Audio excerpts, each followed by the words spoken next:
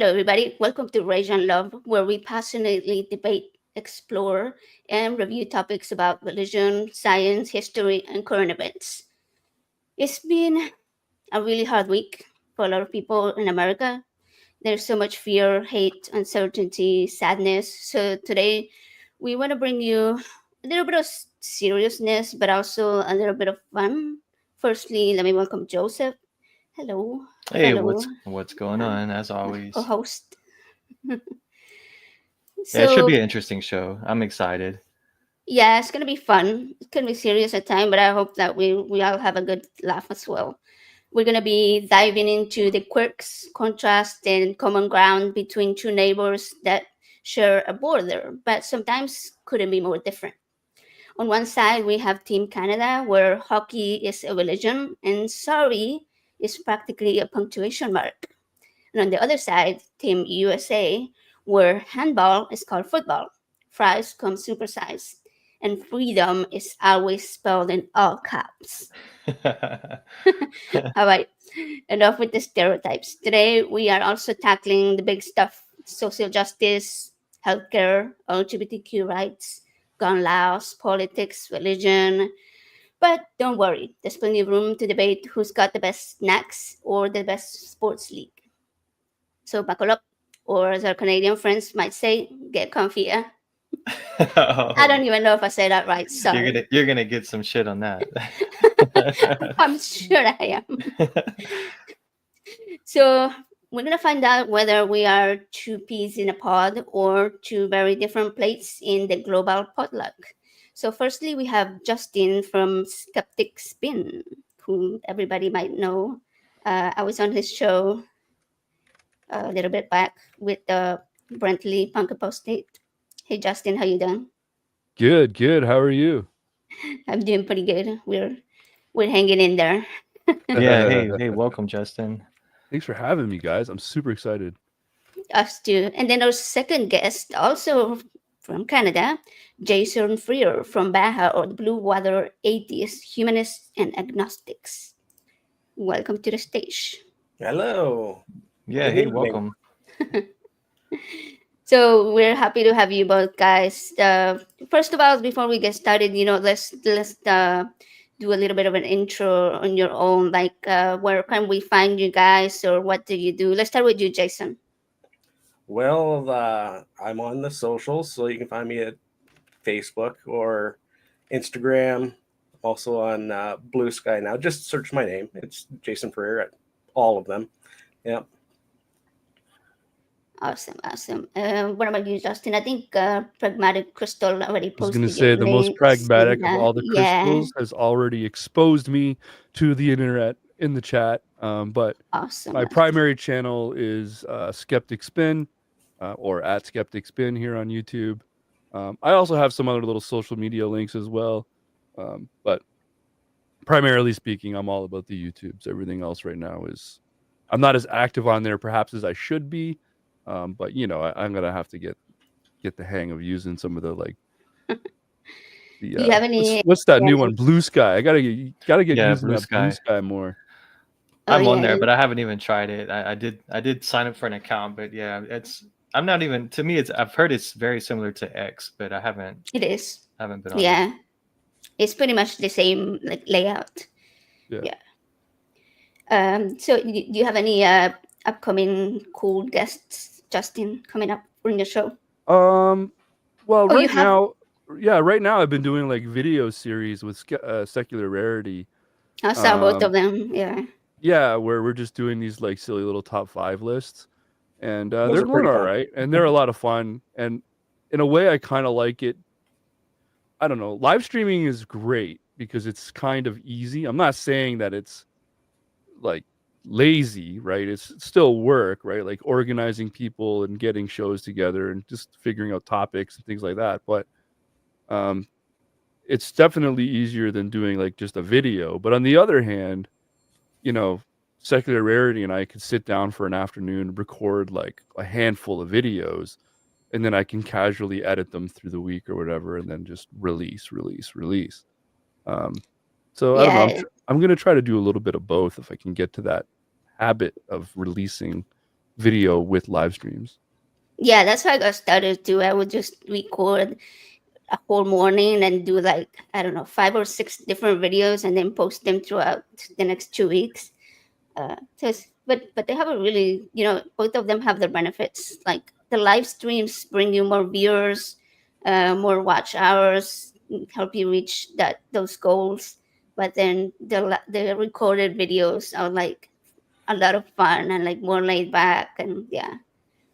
Question: is SR still locked up in that box? Do you have him in the attic or the basement? Yes. I'm not gonna hide it. Yes, he's still locked up in the box. All right. I've Make got sure him you some better give him some food though. The carrots aren't as limp anymore. And the carrots. Yeah, I yeah. remember he likes carrots. Yeah, yeah, and I gave him some paper towel to like make his own little bed with. So he seems happy. We might hear It's that very loud low banging. maintenance. I'm very happy. Low with him. maintenance. Yeah. If I try to leave the house, my dog loses her shit. She wants to come. She wants to come for the truck ride. She wants to get in.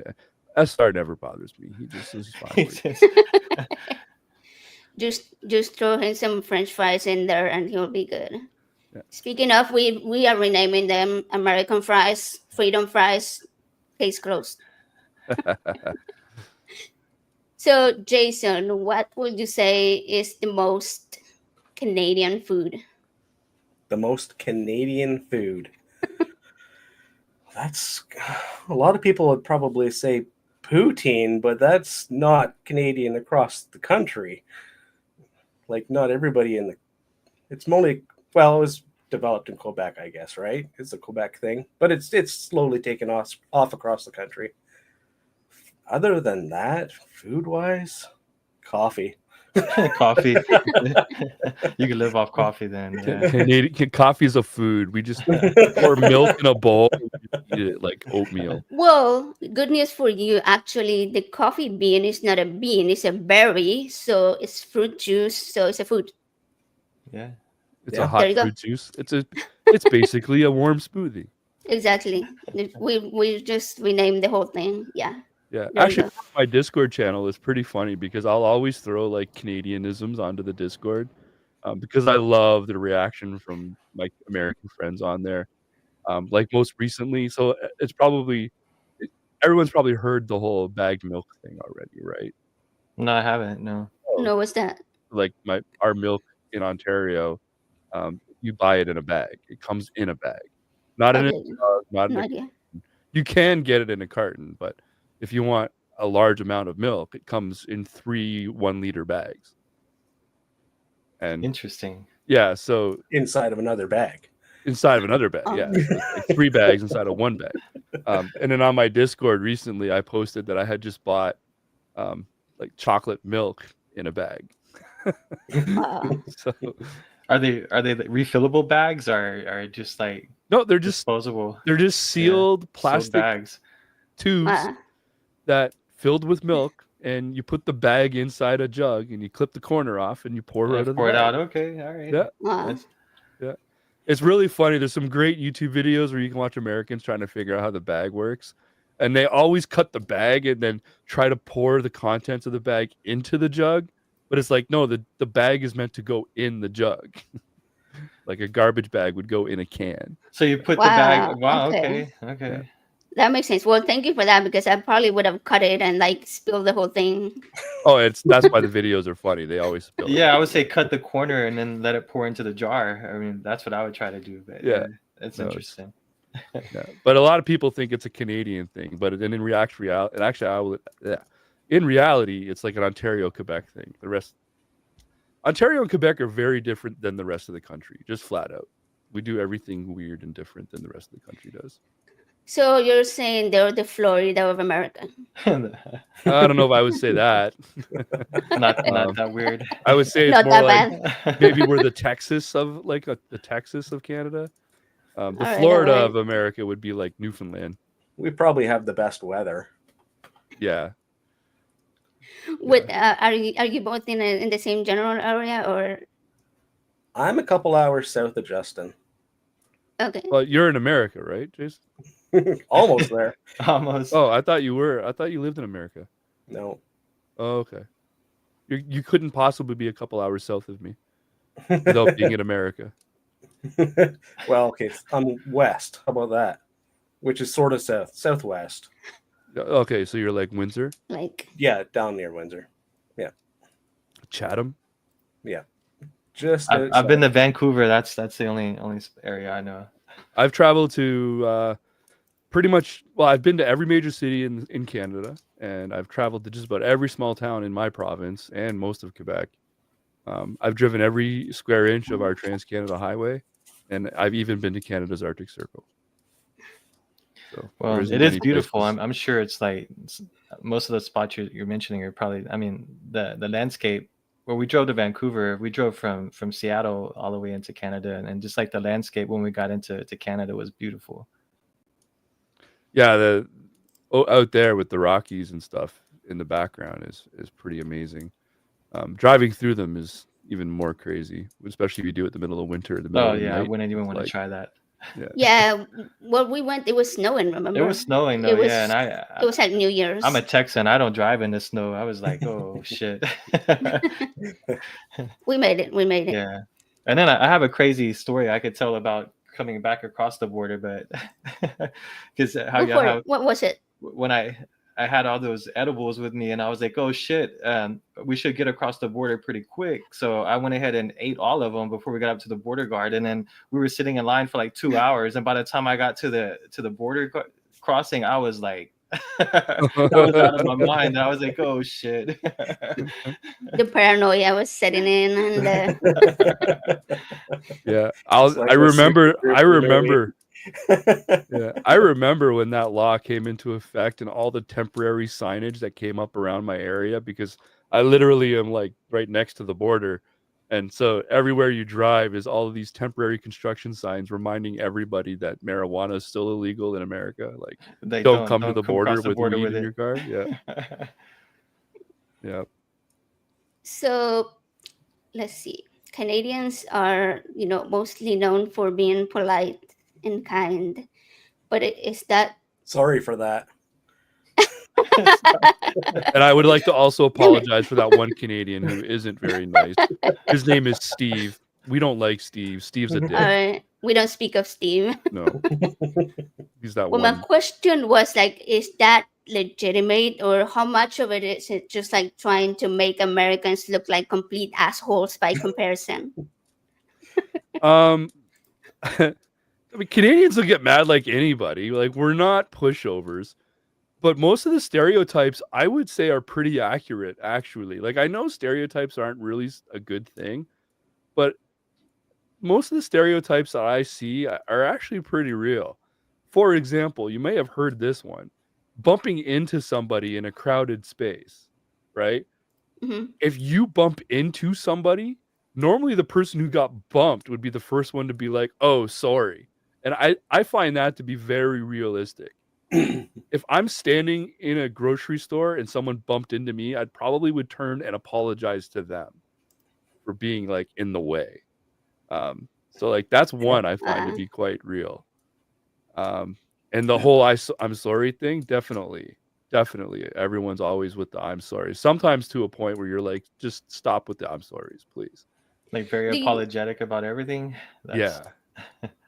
Do I'm you a think teacher, it's so like I constantly have my students like going off and, oh, I'm sorry. It's like, okay, relax. Like, it's gonna be fine. But do you guys think it's like a respect thing? Like, do other people not behave like Americans, where they think that they're better than everybody? Like, you guys think that you're just like everybody else, and so that everybody deserves the same respect? And when you're out there, you're like, hey, I'm sorry that I was in your way. No, I would I say think that's probably the case. You think so? I think you're giving us too much credit. I think we just want everybody Mhm. to like us. Okay. Like, So deep down, you're assholes, but it's like It's a facade, right? You're really assholes underneath. I mean, it can be, but like, yeah, we would like our first impression to be that like you'll like us. But if you go too far, then the disrespect will go out the window, or respect will go out the window pretty quick. Don't piss off the nice people. Yeah. Jason, you owe Bray an apology for her being late. Oh, I'm sorry. I'm sorry. There you go, official. Bree, please forgive me. I'll never let it happen again.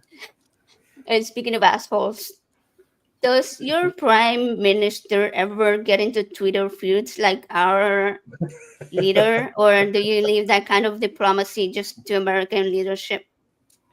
Uh, Have you? to Do be you get honest, that I don't. like public? If he I does, have never seen anything like that. No, yeah. no. Yeah, same. Like, No. I mean, I wouldn't say I keep up with politics too much for Canada, but like normally you will see that kind of stuff publicly uh, published, right? And like I've never seen that. Yeah. Yeah. So Every 24 hours has a news cycle, and everyone's trying to win that news cycle. And right now, Trump is just going to be an instant winning of that 24-hour news cycle. Every day, we're going to get a new headline. No matter what news feed you're watching, the headline might vary slightly, but it'll be about pretty much the same thing. So if our prime minister were to tweet something that was noteworthy of winning a news cycle, I'd be pretty shocked, yeah. honestly. So basically, he's never done anything worse than our leader. I mean, That's where we are. he's got the blackface thing, which is kind of cringe, and like he's Yeah, I apologized remember when for that a came lot. out. Yeah. But Yeah. it's I mean, we're all humans, and we all and if you dig deep enough onto anybody, you'll probably find something that isn't too appetizing about who they are or whatever. But What was the reason for him wanting for him to resign though? Just because he felt his popularity or his numbers were dropping too much? I don't know. What do you think, Jason? I think it's probably. It's tough to say, really.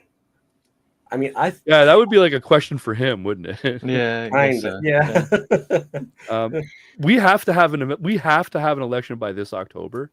My only guess is that the Trump thing got so out of hand so super fast that he just went, you know what, I better just get the F out of the way so somebody can come in and cover now.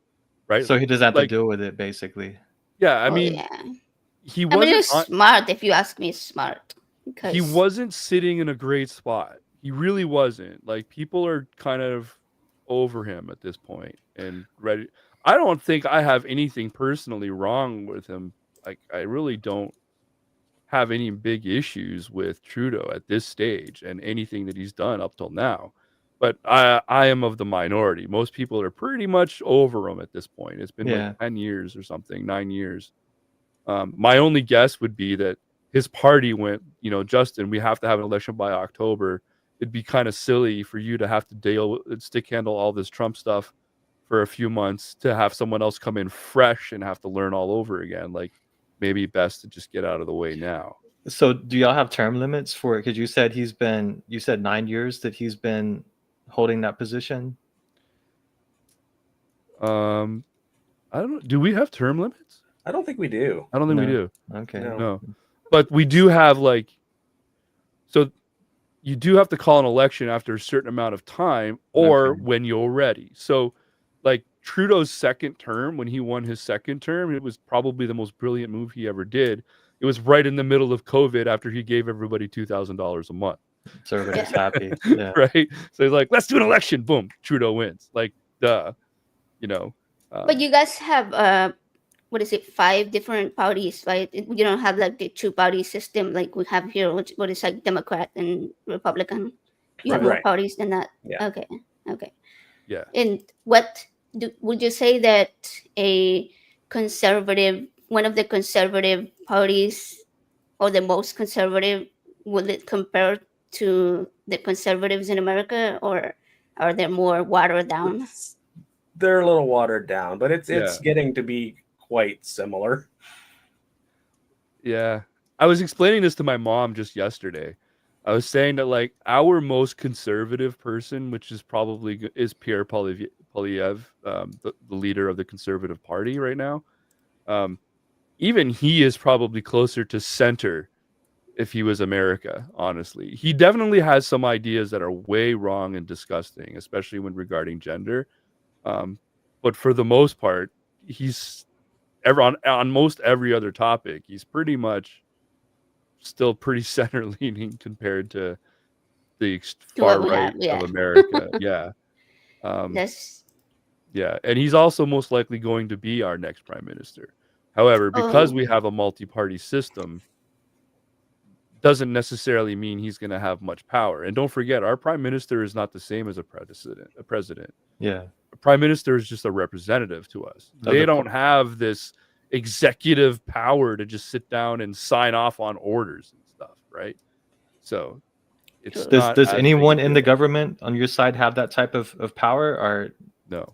yeah, see, it's a scary thing with America's system, to give one person that much power, and especially the immunity that our Supreme Court has pretty much said the president holds. It's scary.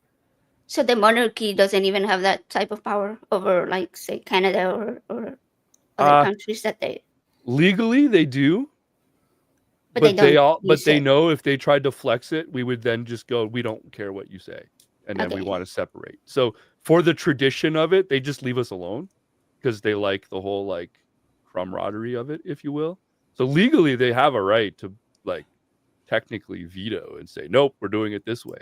Difference is that Canada would be like, yeah, but we're not going to listen to you, so you guys can leave now. So if they want to stay part of it, they have to just basically go along with it. If they want the Queen to stay on our money, then shut up and just be quiet. That's basically how it goes. Do you think that, okay, Trump has made these suggestions that, of making Canada the 52nd state and all of that? Would it even be beneficial to the monarchy, to Canada, to anybody other than America? I can't see any benefit for us. I mean, we're what do gonna you bring think, out Jason? backwards. I don't see a benefit to anybody. Because first of all, why would Trump want that? Why would he want to adopt 30 million blue voters? Why? That is a Republican Party would never win again. It's just, other than maybe Alberta goes red. That's it. Like, hey, please be the 52nd state then for us. Right. Y'all can save us. Secondly, your gun laws, no thanks. You can have them. I think you'd be hard pressed to find a Canadian that would truly like those kind of laws. I remember being in a gun debate with a fellow Canadian, with an American moderator, and the debate topic was turned more into the amount of regulation on the guns. He didn't agree with the way some guns were categorized. Like, we've all heard the terrible name, the AR-15. He didn't like how it was categorized. It's categorized as this certain type of weapon or whatever, and he feels like it's overhyped. It's not as bad as everyone says it is. Shouldn't be categorized there. And we were basically debating over regulation of the guns when our American moderator went, wait a minute, you guys aren't arguing over whether or not you should or shouldn't have guns. You're arguing over what level of craziness a certain weapon is. And we're just like, yeah. Like, don't you think everyone should just have a right to own a gun if they want? And the guy I was debating against was like, no, that would be stupid. Like, he's like, no, you shouldn't. Everyone just have a right to buy a gun. That would be dumb. Yeah, I mean, America seems to have like a really big obsession with guns. Like, Joe and I were watching this. Was it British? Right? I think it was a British TV show. Yeah, series. And so yeah, it was a series, and it was like a crime series, right? And they have like the detective trying to figure out a case, and always going into the bad guys, and not even the bad guys had guns. Yeah, it was like, even the police there don't care. Yeah, every time they got into like a bad situation, I'm like, where are their guns at? Where are their guns? They had like a knife or like a bat or some type of like minor weapon, but it wasn't like, nobody even had a handgun until like, I think like 10 episodes in. There like was the like very, one very of the end, detectives that brought out a gun, and we were pretty shocked. We started talking about that, like, yeah, like, I mean, even in other countries, like my parents live in Switzerland, and when we've gone there, we've talked about the gun situation, and if you want to own a gun in Switzerland, you have to go through the military. Unless you've been through the military, you can't own a gun. So you have to have some type of like very official training. Like in America, it's just like you go to Walmart and You want a you buy gun? your gun. Here. Yeah. Guns for It's- everybody. So how does that compare in Canada, Jason? Do you have any insight on that? Like, is there can you just like buy them on a store, or like what kind of laws do you have? We can buy like hunting rifles at specific stores, but there is huge what's the word I'm looking for? You need specific training in order to do it. You need licensing and Yes, Yeah, or Do they have regulations. do you have background checks absolutely. when you try to very purchase a strict gun? regulations. Yeah. Oh, it's But more than it's hard to background find them checks. in a store too. Like you have to go to a specialty store. Okay, yeah, here it is like Walmart, Depending on like the the ti- grocery store, pretty much. Yeah, depending on the style of weapon you want to own, even it's more than just background checks. It can be like unannounced inspections. Oh wow, I So mean like that's if big. you own certain styles of weapons, you can have them, but the government reserves the right to show up at any time at your house and say, "Show me where you keep your guns." And if they're not locked in a safe and disassembled and like stored properly, then they'll take your gun. Like, so you can own the AR-15, but you got to have clip size limits. You can't have certain amount of whatever attachments, and they have to be stored and locked. So even if you think about your gun being as a self-defense weapon, it's under so many lock and keys. You'll never get it out in time to like defend Yeah. yourself. Well, one of the anyways. arguments that Americans have in terms of when we start talking about gun regulations would be saying that over-regulating like that is going to basically still allow thieves and the bad people to purchase weapons on the black market. Do y'all seem to have an issue with black market sales, or where people can get guns like without going through the proper channels? I know there are some out there, but it's Yeah. rare, super rare. This is actually a really fun question because our illegal gun market, you know where it comes from? America. America. Yeah, but So the whole tighten your borders because the 25 pounds of fentanyl that came over that one Tuesday, we don't want that. Yeah, how many But guns the came across? thousands of illegal weapons that cross over the U.S. to Canada. So here's how it works, and I can tell you that for Australia, for example, this is exactly their experience when they had their big like that's enough, no one's allowed to have guns anymore. When they did the big government buyback and basically threw them all in a trash compactor. Here's what happens. When a gun becomes hard to get, they become expensive. And it gets to a point where like, sure, there's always going to be an outlier, a thief or a criminal that gets their hands on a weapon. But the reality is that like an assault rifle in Australia is something like 6,000 Australian dollars now to get your hands on a weapon like that.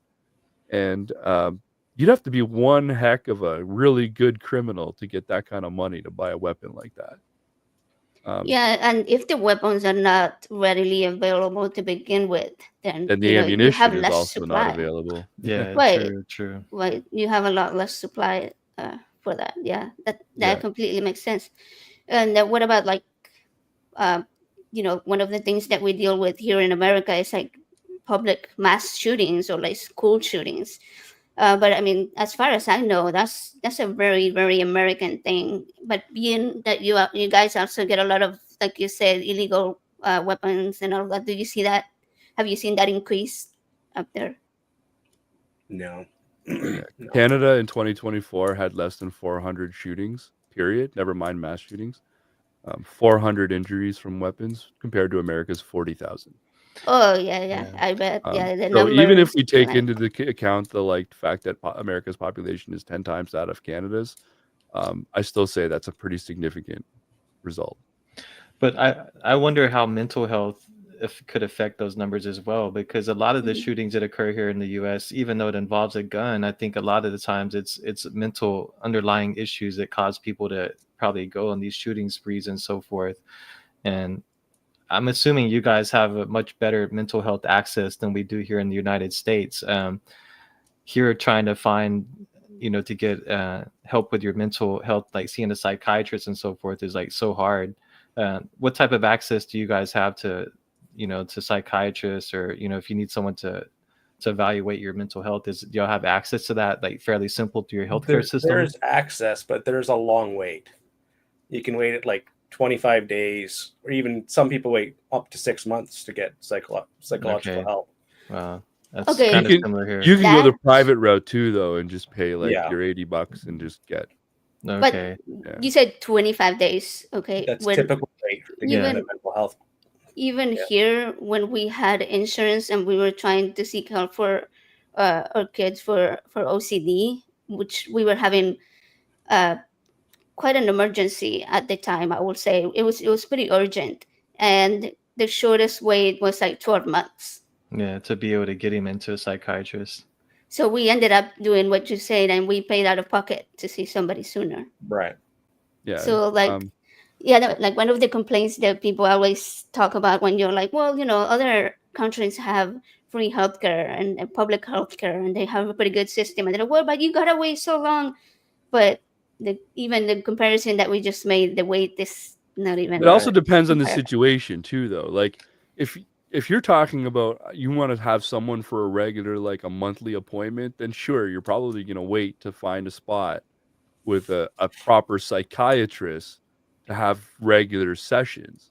But if you find yourself in a hospital or having like a crisis, you'll get to access to one right away. Someone will come and sit and talk with you and work things out. Like, Okay. so yeah, we deal on a triage basis, right? So if you're just looking for therapy or something like that, then the waiting list might be a little longer. But if you were just admitted to an ER because you tried to hurt yourself, you'll get access a lot sooner. Like someone will come sit and have a talk with you to at least evaluate your current state. Yeah, based on They're the not going to urgency. make you Yeah. sit 6 months before they figure that out. Okay. Right.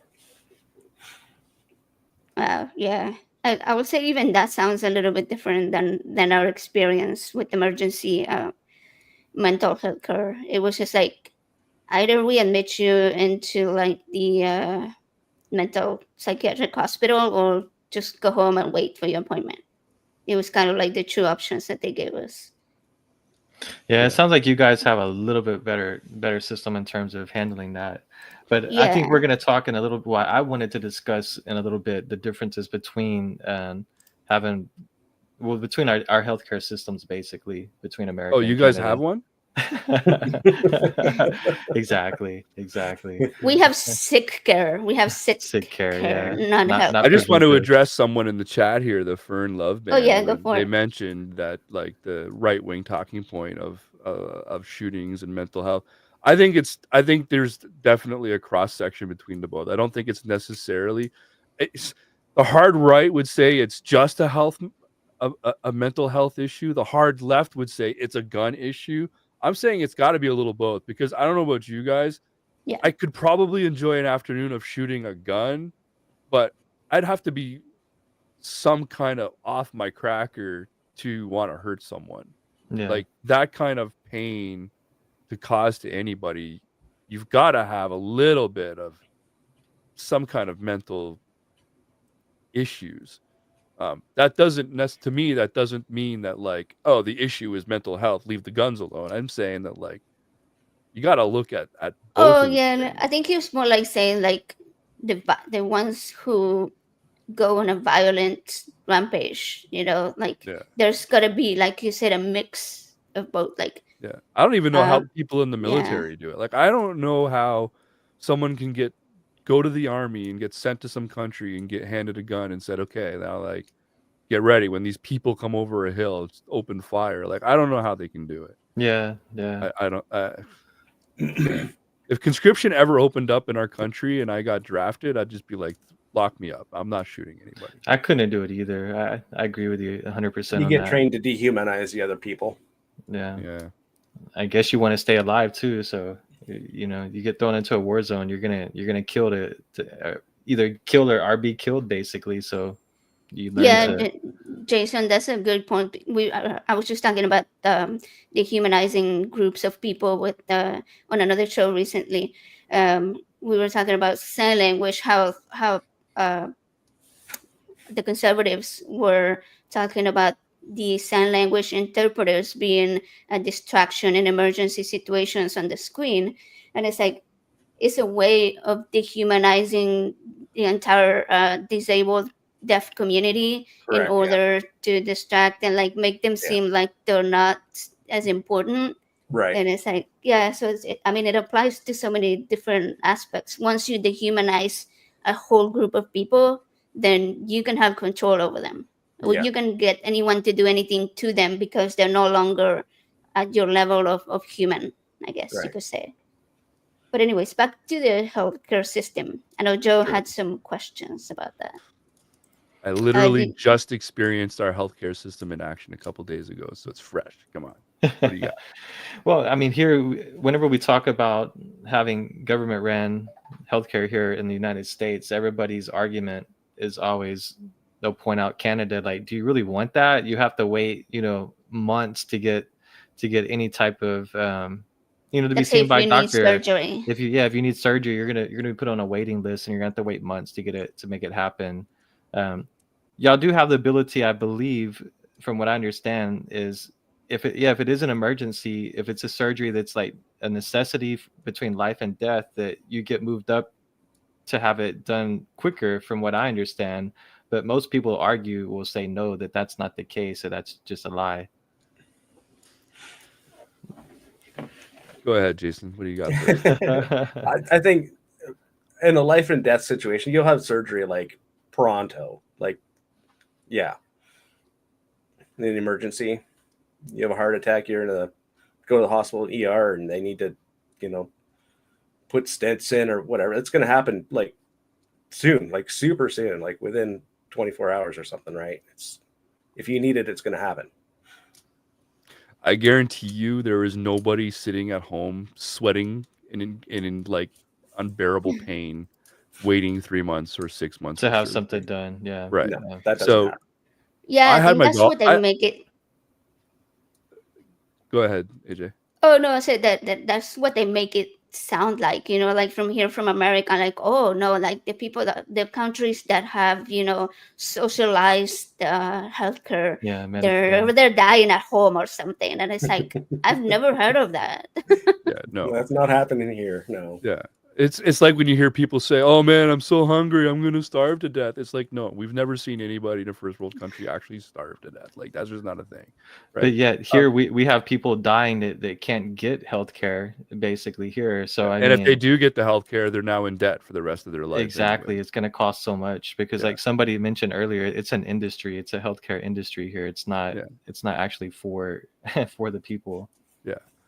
So I had my gallbladder removed about like 13, 14 years ago now.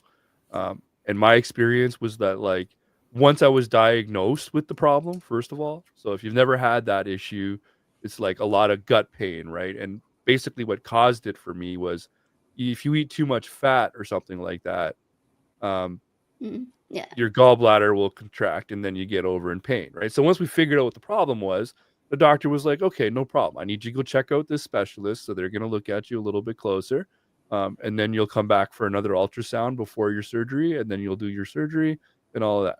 And all I had to do, so I had to wait 2 or 3 months before I actually got the surgery. But all I had to do was basically go on like a raw or a low fat diet for a couple of months, like fried fish and brown rice kind of thing, like really, really, really low sodium, low fat, and I could eat fine, no pain, totally live my life. I had to go on black coffee for a while, which I like my cream and sugar, but if I just want my coffee, I can't have the cream. Like the fat would cause pain. But you know what? I just did that for 3 months. I went and saw my specialist. They did the little poke and asked me questions, and then go to the ultrasound right before your surgery and come in and out same day. I went home, no problem. And no bill. And no bill. Well, the parking bill, fucking parking. God damn it. But yeah, $6 parking was criminal. Anyways, Yeah, and meanwhile, my aunt, who has a colostomy bag. I don't know if you guys know what that is, but she Yeah, has this thing. familiar with it. She has to get things changed every once in a while. So she can wait a little bit longer than most people to get that surgery to change things. But again, she just adjusts her diet and she's not in any danger. It's fine. She can continue with whatever attachment she has is for a while if she just maintains or takes some special, a change in her diet for a short little bit. It's not the end of the world. My mother had cancer. She needed surgery. She got surgery. She did not wait for 6 months to get a mastectomy. She got it when she needed it, right when she needed it.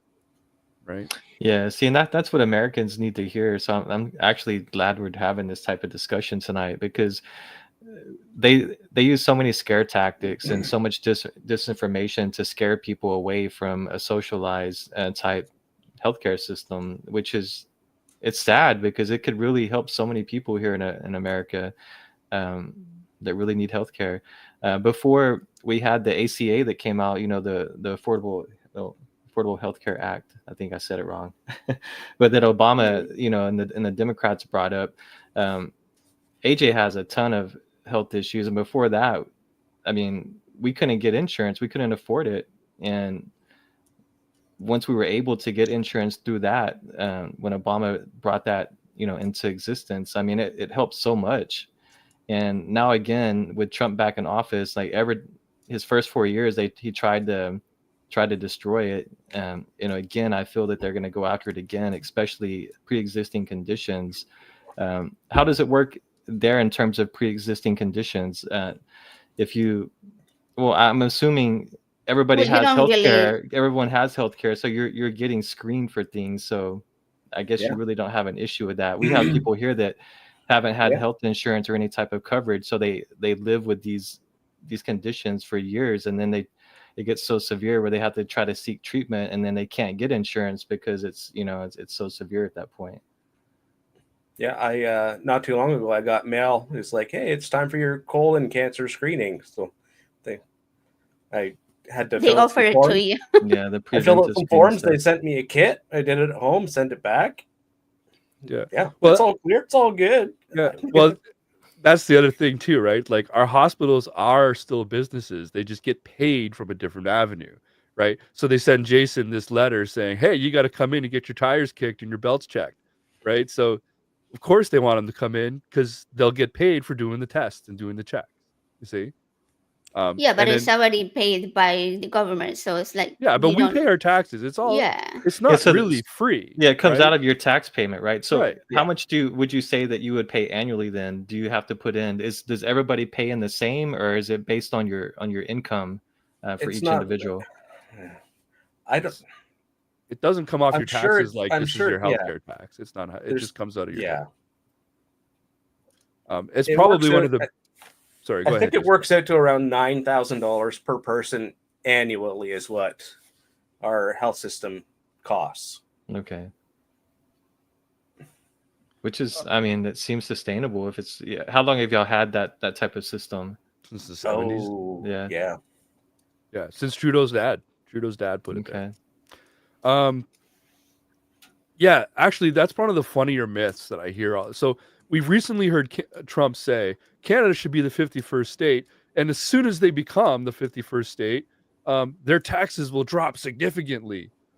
Listen, I've done the math in my tax bracket, and I would pay 1% less tax in America than what I pay currently now in the tax bracket that I'm in. So, If you're so in our you system. already pay pretty much the same, and you get like way more benefits. Benefits, Right. Than we yeah. do. Yeah. Yeah. It's the rich people in Canada that would like it because their taxes would drop significantly.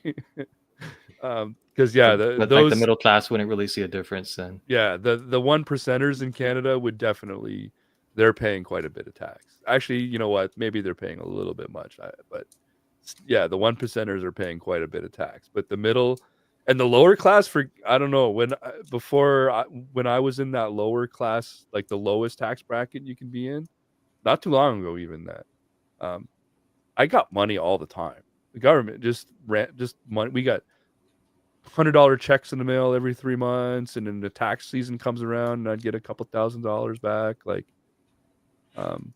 Yeah. So they help the lower tax class. credits. Yeah. That's a pretty good system. It's becoming more and more attractive. Yeah. And now we've got the and then- carbon tax. You probably heard the horror stories of cut the carbon tax. No, I have not heard about that. And That's what the it's our whole right wing is running their campaign on is cut the tax, cut the carbon tax. Trudeau's carbon tax is ruining the middle class. It's bullshit. I get checks in the mail from that carbon tax. It doesn't cost me anything. I get money. If the carbon tax is only paid by the actual corporations and stuff. And it's okay. another one of those Trump-like lies where it's Yeah. like, oh, Canadians can't afford their heat because of the carbon tax. It's like, then explain this $1,000 check I got in the mail from the carbon tax. But, I could use yeah. some checks like that. We never get anything like that here. So Yeah, just the tax season, and that's about it. yeah. No, I Mostly- literally, as I told you AJ, before we went live, like I've been sick all week. I actually took a couple days off of work, even, and days I'm gonna get paid for, right? No problem. And Wow. Must be I nice. literally went to a free clinic. So I have a family doctor, but I don't like my family doctor. He's the kind of family doctor where you go in and you just tell him what drug you want, he'll give it to you. He doesn't check anything, and like that's not what I'm not trying to do that. So I just went to a free clinic near me here. Literally walked in. I sat in a waiting room for about 10 minutes. I saw a doctor. I had a prescription, and I was on my way home with my prescription in 30 minutes. The whole thing cost me $3. Wow. Yeah, here you have to go to like urgent care, which they charge you a little bit less than the emergency room, but it will probably still be like probably close to $1,000 for what you just mentioned at the very least. I mean, I'm being very conservative there, very yeah. conservative. Yeah. So it must be That nice. actually, that would be I was part gonna of the say that reason. it's yeah. What part of it? I was just gonna say that like part of the reason actually that you hear this myth of it taking so long for people to get to see a doctor and stuff too is because people with running noses going to the ER. Yeah. They keep doing that. Don't go to the ER for the runny nose because the ER is going to run on triage. They're going to take the worst. They're going to take the guy vomiting over your runny nose. Like they're going to take the guy with chest pains over the guy vomiting. Yeah, well, actually, here what I mentioned, urgent care is like lower level than emergency room. It's kind of like a clinic. Okay. So, but no, like a hospital emergency room would probably be like 20,000 or something like that. Oh my Yeah. goodness. But the thing, so Yeah. we have issues with that here because there's so many uninsured people. So when someone's kid gets sick or somebody gets sick and they can't afford to go to a regular doctor because they don't have insurance, they'll go to an ER because here ERs can't turn you away even if you can't pay or even if you don't have insurance.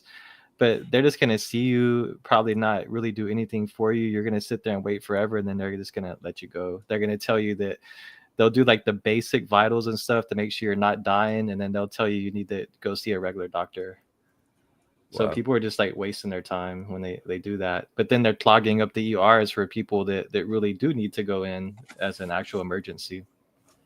There Yeah. is a shortage of family physicians here. So there's a lot of people that don't have a family doctor that are forced to go to an ER to get looked at as well. Yeah, that's a good point. Yeah, I guess. I literally just left my family doctor to the new one at the free clinic that I went to. I was like, "Can you be my doctor?" He's like, "Sure." So I filled out the paperwork today, and I have my first like doctor appointment on Friday. To go there. Yeah. So Nice. simple. So simple. He'll I kick wish the things were like tires that and he'll here. stretch the belts and then get a blood test maybe. Off. Yeah, here you have to find one that's with your insurance. Like It's got to be unless- in network. Yeah. Like we Yeah. have all those hurdles that jump through.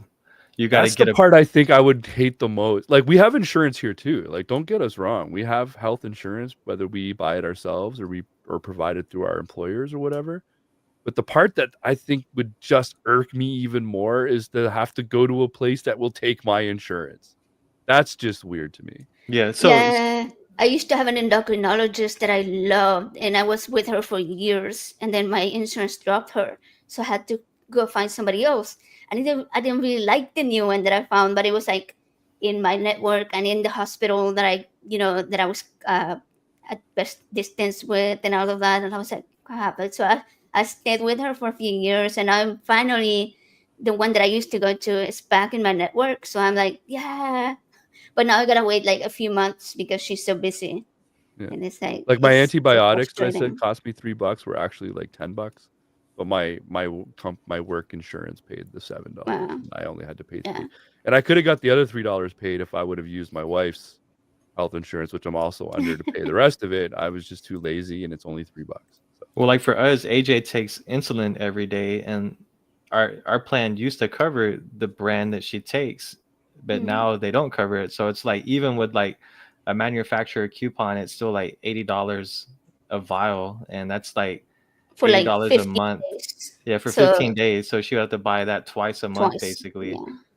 So Wow. it's like, So I or had she to could switch. change. Yeah, she could switch to a different insulin, but her body's already so used to that one. But now she's got to get the other insulin approved, and it's just like so many different things that jump through. They just make things so complicated here. I agree with Fern. Fern says insulin should cost out of $5 a month. Shouldn't cost you anything. Yeah, My shouldn't. $5 a month. It I shouldn't cost you mean, anything. I hear you guys, and I'm thinking that it must be so nice to be able to visit a hospital without having to calculate how many organs you're gonna have to sell in order to pay for the bill. Right. No. Yeah. Well, I mean, it's another little, like, I guess a little myth or a little known fact too is our healthcare isn't necessarily universal. What For does that mean? instance, if I go to a different province in my own country, my health is not covered. Okay. I'll It's have by to the pay. province. Each province Yeah. has their own health system. Yeah. So you have to be like a resident of that province. to Yeah. have- Right. Okay. Yeah. So, for gotcha. instance, a couple years ago, I went to Quebec with my mom. I'm French Canadian, so I have family there, and we went and visited some family in Quebec. And they went swimming in the lake, and she broke her toe in the lake. She kicked a rock by mistake, and we could have gone to the hospital there in Quebec. But first of all, it's a broken toe. So anyone here who's ever broken a toe, we already know what the doctor's going to do. Nothing. There's not really a lot you can do, right? You'll do an x-ray to make sure that, there's no clots or some weird things going on. And that's it. You're just going to have a broken toe that's going to heal, right? But the hospital in Quebec would have charged $150 just for my mom to get to see the doctor. Never Right. mind get treatment. So we just drove back to Ontario. We just cut our trip short, drove back to Ontario, went to the ER. And again, it's triage at the ER, right? So we waited like probably 3 or 4 hours before she got her x-ray because it's a broken toe. Like Yeah, literally, yeah. could you think of anything more like, yeah, you have to go, but it's probably the lowest thing on the totem pole next to Yeah. the sniffles, frankly. What about? I was interested in hearing what the difference is, since we're on the topic of healthcare. Excuse me. What is health like women's healthcare like in Canada, like abortion and like anything that has to do with body autonomy, like women getting to choose what they do with their body. Is it the same way that it is here, or do you guys have like more freedoms, like normal places in the world?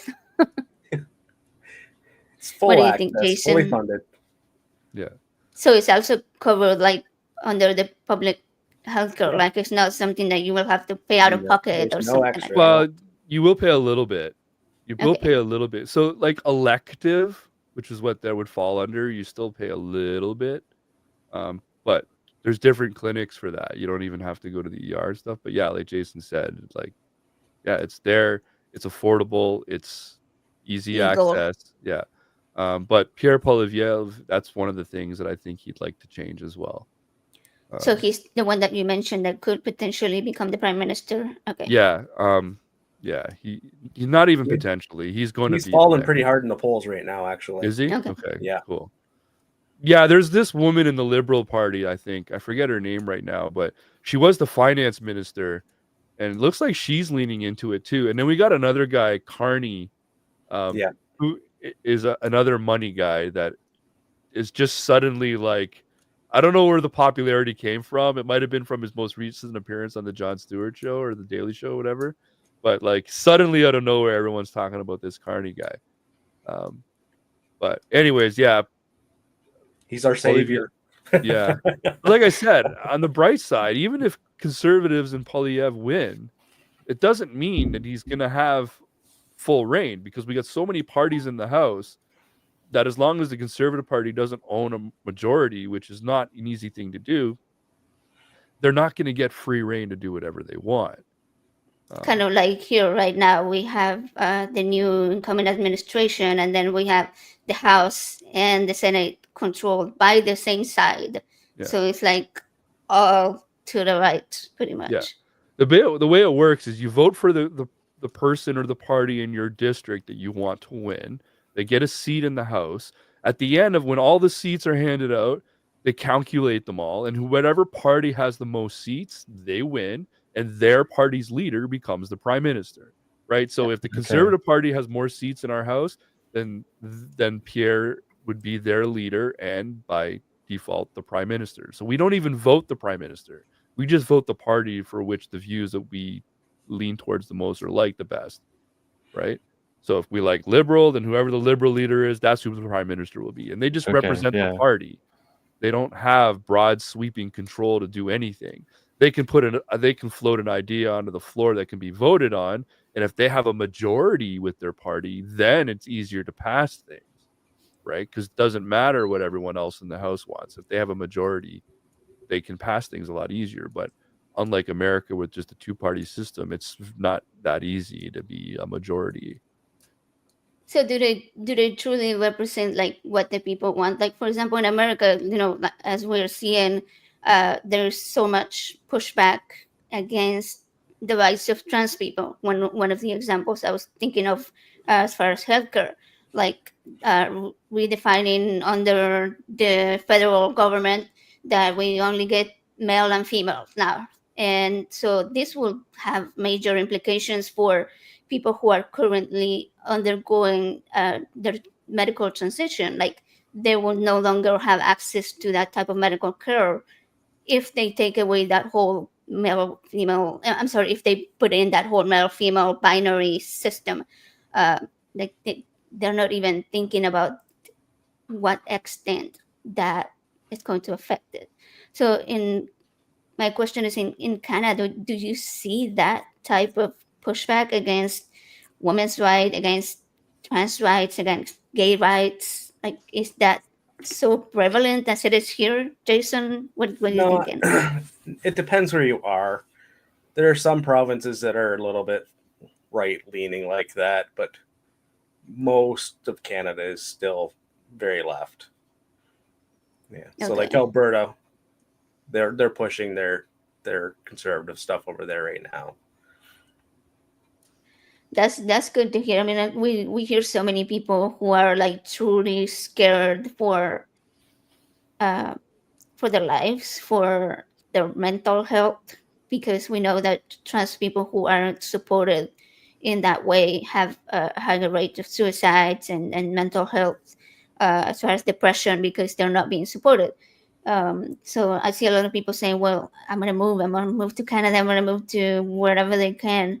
I actually have a friend from Argentina who lives here, and she's transgender, and she just moved to, I think, Thailand, because she was thinking, is even anything is going to be better than America. Like, how do you guys see that, such hate? Like, how do you perceive that personally? I don't see it where I am at all. But I mean, like, more like, how do you see the U.S.? Like, how does the world see gross. the U.S.? It makes us seem like it's very weird. Yeah. It's just doesn't even make sense. It's sad, like so depressing. Yeah. It's gonna be weird for me to even just say this, but I actually learned something from back in the day when I would drive Uber. I had such a high star rating with driving with Uber that Uber wanted me to become one of what they were calling their Uber special drivers, where I would then be able to assist people that needed a little bit more help than other people would need. And I had to do this extra training. And something that they said in that training that I've just kind of like just sat on is it's not a disabled person. It's a person with a disability, right? So if you put people first, like literally put the word of person or people first in your description of somebody, then at the end of the day, it's like, who cares if they're trans or gay or whatever? They're fucking people. Yeah. Yeah. Like, let them be who they are and leave them alone. Now, in Canada, I'm not worried too much, and I'm not a woman, so maybe I'm wrong. But as far as I know, gay rights and women's rights aren't even a real concern, no matter what party or leader comes into play. But the conservative side, they definitely have a different point of view when it comes to trans rights. So, like, our healthcare system, for example, does include gender affirming care, right? So again, elective stuff, not so much, right? So when you're in Yeah. the end stages and you're older and you're ready to full transition, you're kind of on your own there. You'll probably get some help on the recovery and stuff, but like you're still going to pay a bill. But as far as like, your Yeah, like the your basics. Yeah. traveling through the transition, the affirming care that you need, the psychiatrists and the beta Hormones blockers and the probably. Yeah. whatever medications you need. Generally speaking, in Canada, the debate isn't whether or not they should have care. It's usually whether or not it should be this drug or this drug that should be used to help them. That's usually the debate. Yeah. But the conservatives, and Jason mentioned Alberta. Alberta is a province right now that's pushing back against the rest of Canada and saying that, like, yeah, this stuff shouldn't be allowed, which is unfortunate. Yeah, I mean, it's so refreshing to hear that, after the rhetoric that we've been hearing over here. It's like you said, it's dehumanizing the whole group of transgender people, like saying that they are not people, and that's how you get others to help Yeah. push them down. That's how you get others to see them as less, and then they're no longer the same level of human, so you can do whatever you want with them, and it's so unfair and so um, ridiculous. Joe and I were looking at this meme earlier. It said something like that we would like a different bathroom than the MAGA than the people um, that are MAGA, because they're so obsessed with everybody's genitals, and it's kind of scary. Yeah, saying I don't want to go in the bathroom with a MAGA because they're You're obsessed gonna with be my worried about genitals. what's. Yeah. It's like, man. I saw something today actually that I was quite proud to see. So we have a chain of stores over here called Shoppers Drug Mart. It's basically like your CVS or your pharmacies, right? Like where you can buy makeup and things like that. And my wife, there's a brand of makeup or a thing that she's like desperate to get her hands on, but she can't find it anymore. Anyways, she was discussing something with the lady at the makeup counter, and I noticed an advertising on the wall. And no joke, it was a long blonde-haired man with a full, beautiful white beard and all done up, full makeup, had like his nails painted and everything for the marketing of this particular makeup. And I was just like, awesome. Like, Yeah. I Over like he- to see that. Over here, people freak out about stuff like that. It's just so sad that people are so worried about how people present themselves. It shouldn't be a worry of anybody Those except people, that person. there are those people here too, but Yeah. there's not very many of them. Well, especially here in Texas, like living in such a red state here where we're at, it's very scary. Yeah, they're severely Yeah. outnumbered here. Yeah, I have a friend here in Texas too. He wears the hair color, the nails, I mean, sometimes he'll have a beard or whatever, and like eyelashes and makeup and everything. And it's like, and he's a straight white guy.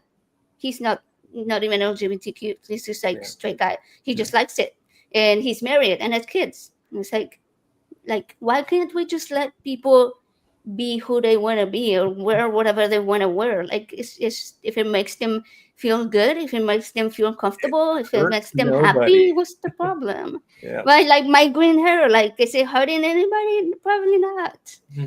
I mean, I've heard people, this is actually from people close within our family that I know, talking about transgender, well, that they would never let a transgender person teach at a school or teach their child at a school because they feel that they're gonna basically make their child, you know, trans, which is like so many people have that think that way. It's scary to think that you wouldn't want someone to teach your child just because the way that they dress or the way that they portray themselves.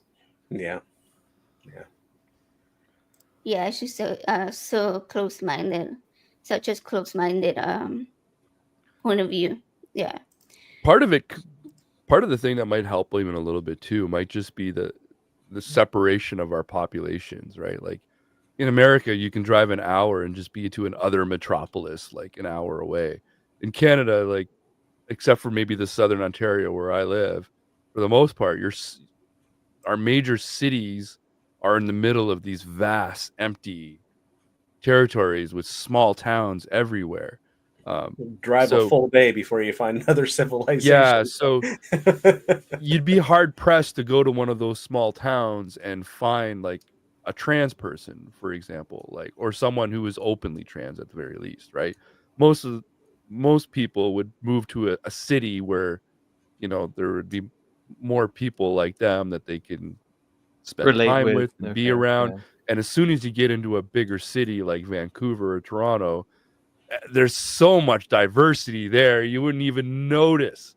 It's like it's just so much of it that no one stands out because it's everyone stands out in a way. Like it's great, right? So you're just accepted. There's always going to be hatred though, but I'm just saying that like just based on TV and watching TV, I could not imagine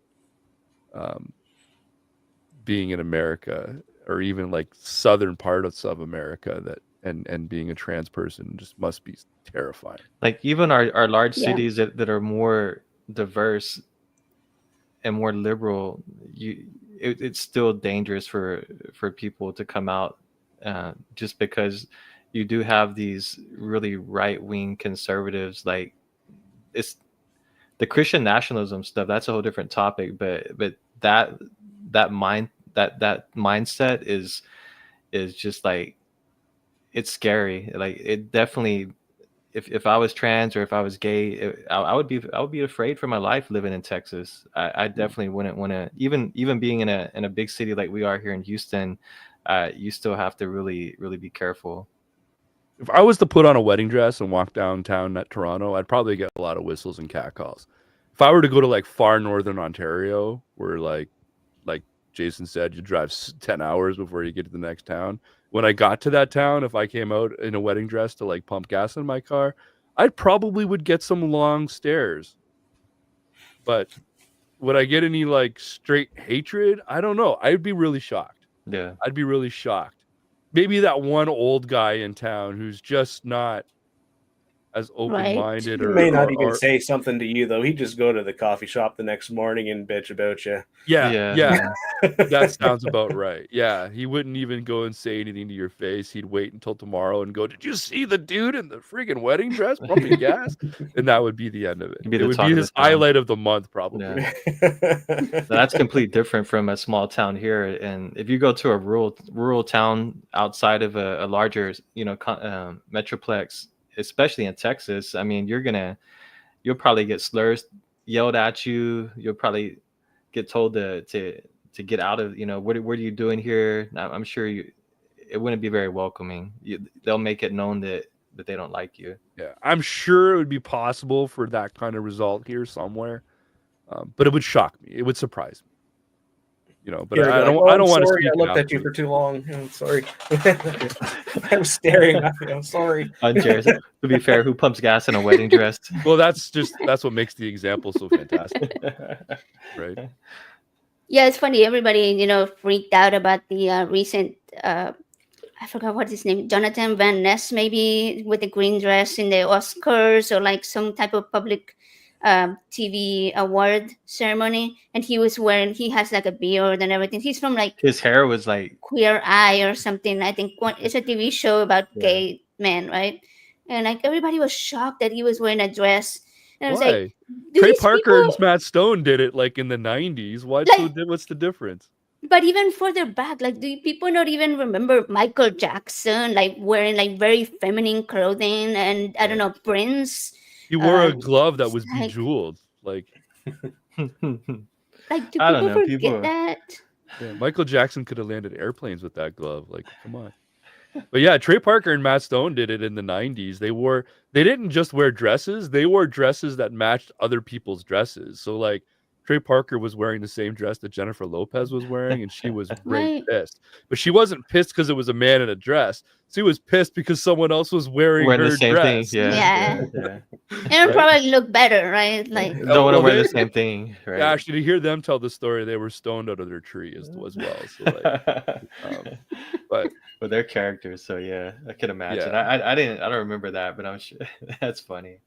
yeah, well, they did it. The South Park movie was nominated for an Oscar. Okay, so they were wearing it to the nomination then. And they hate the award awards. shows and they hate celebrities and they hate all that stuff. But you know, their song was nominated for an Oscar, so they kind of had to go. So they said, "Fine, let's do it in a dress."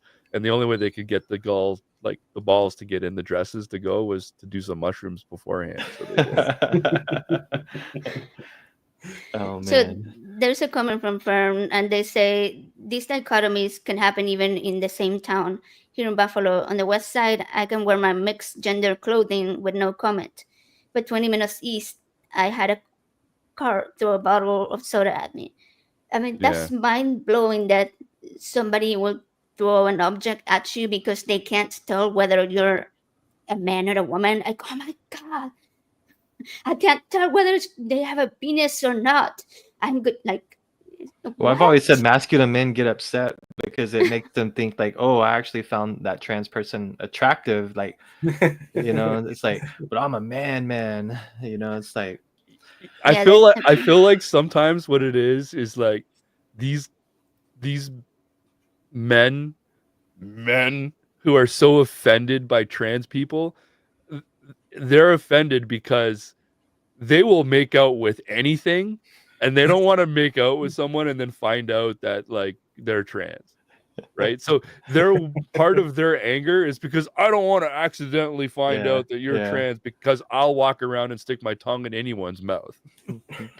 and because maybe I'll accidentally find out that maybe I'm gay and I liked it. Yeah, Like, I mean, so like this Pete Hegseth guy that just became your new secretary oh of my defense. goodness, yeah. Like, this guy has cheated on his wife how many times? And so clearly he's promiscuous. He doesn't care. He'll just drink heavily and could end up in bed with he doesn't even know who. And so he probably has some ideas of like, well, we shouldn't let these people in here and there and stuff. And it's dumb. It's so dumb. yeah, it's horrible situation. Yeah. But let's get into a little bit deeper talk over Deeper? here. While we're Oh, man. still sort of in Hang on tight, the Jason. Here we go. healthcare. Buckled up, no. Well, I was thinking about Trump. I'm sure you guys heard about Trump's recent communication ban for the FDA and the Center for Disease Control and Department of Human Health and Services, where he's not allowing them to have any type of communication between them or publicly or anything like that. But this isn't just about banning communication. Like, they had to cancel an actual scientific meeting that was happening in person. Some of them had traveled, but then they found out about the ban because some other representatives were told they could not travel because they were not allowing any type of funding to any of these health organizations.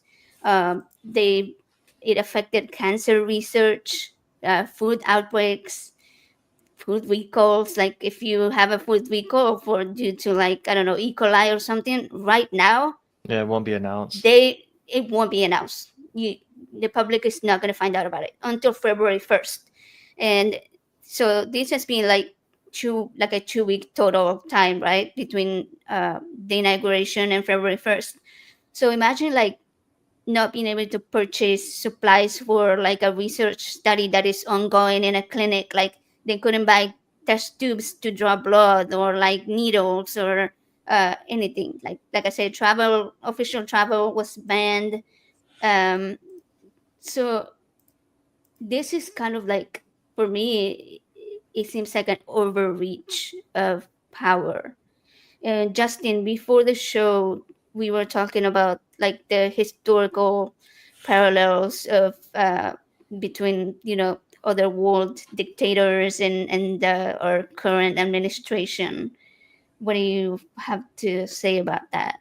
You want to talk to us a little bit about what we were discussing? Yeah, so it's what you're telling me here. It sounds to me like Trump's just trying to control as many narratives as he can control, right?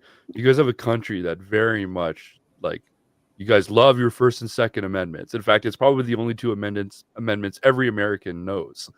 Um, and so being somebody in America that wants to try to control as much information and news as possible, he's trying to probably do that as stealthily as possible, right? And so by starting by telling these different health organizations that when you have a crisis, you can't tweet about it anymore, that sounds crazy to me.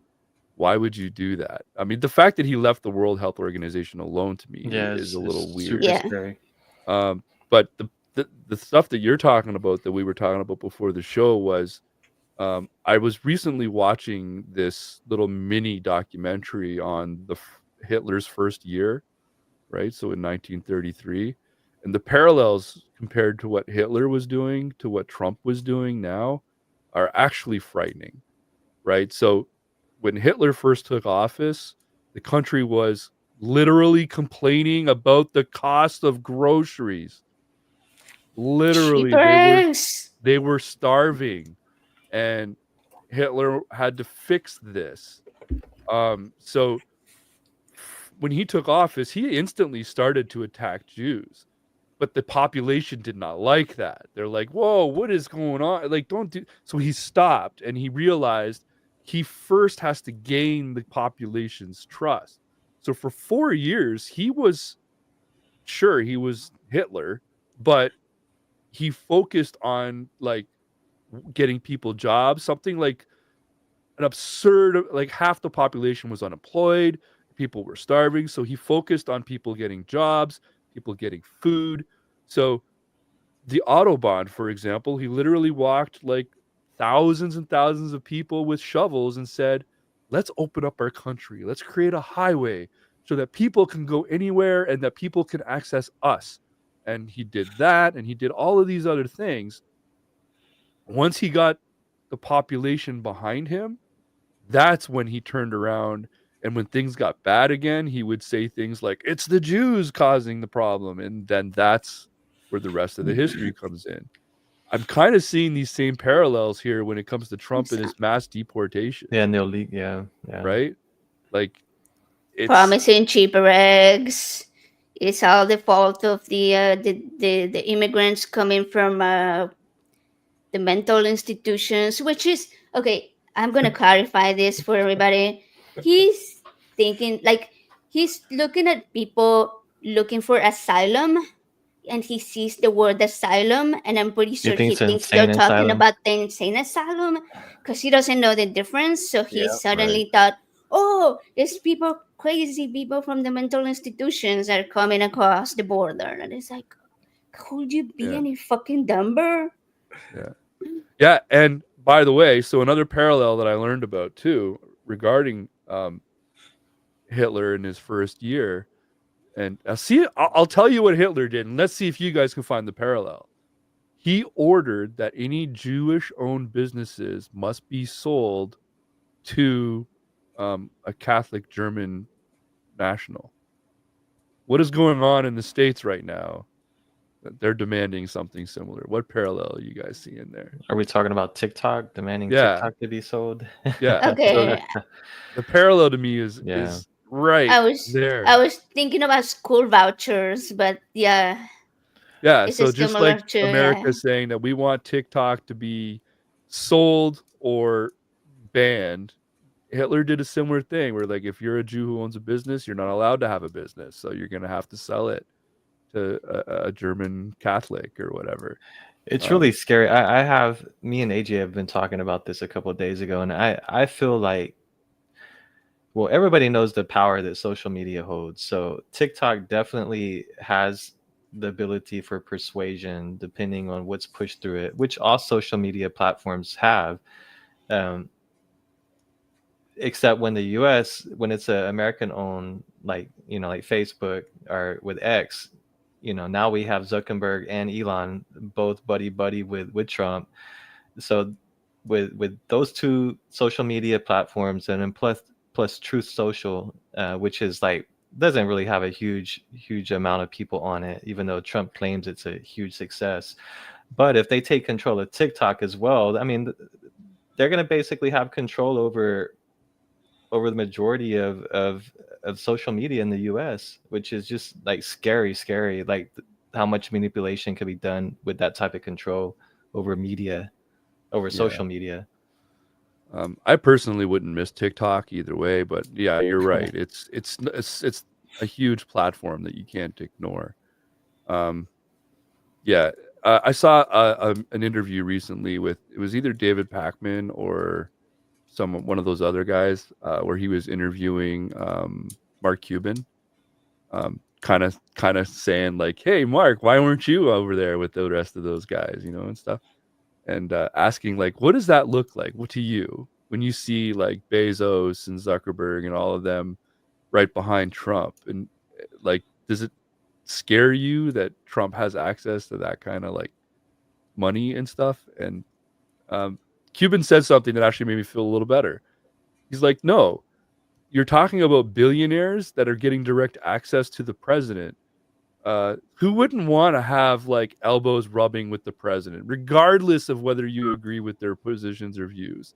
It doesn't matter to them. It doesn't matter that it's Trump. It could have been anybody. It's just the fact that Trump let them in that they're willing to go." Right? So Yeah, I see that. yeah. Yeah, we were recently wondering what happened to Elon Musk, because you look at him years ago and he wasn't very public about his views, but you could tell he wasn't religious and he wasn't any type of extremist. And suddenly now he's like far right, almost spreading.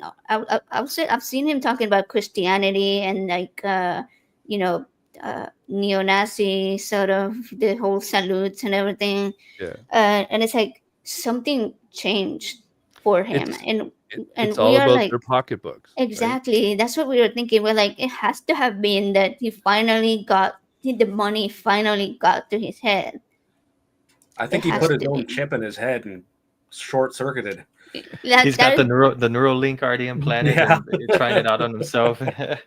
Maybe Trump's controlling it. Trump. I was gonna say that maybe he gave the control to Trump. I mean, it's no accident that Elon Musk made more money than anybody else after Trump won an election. Yeah, like, he did. He banked hard on that. It shouldn't even be a thing for someone to be enriched because a certain person won an election. That's just instantly like red flags all over the place. Yeah. Like, how did Trump win an election and Elon Musk makes another $200 billion?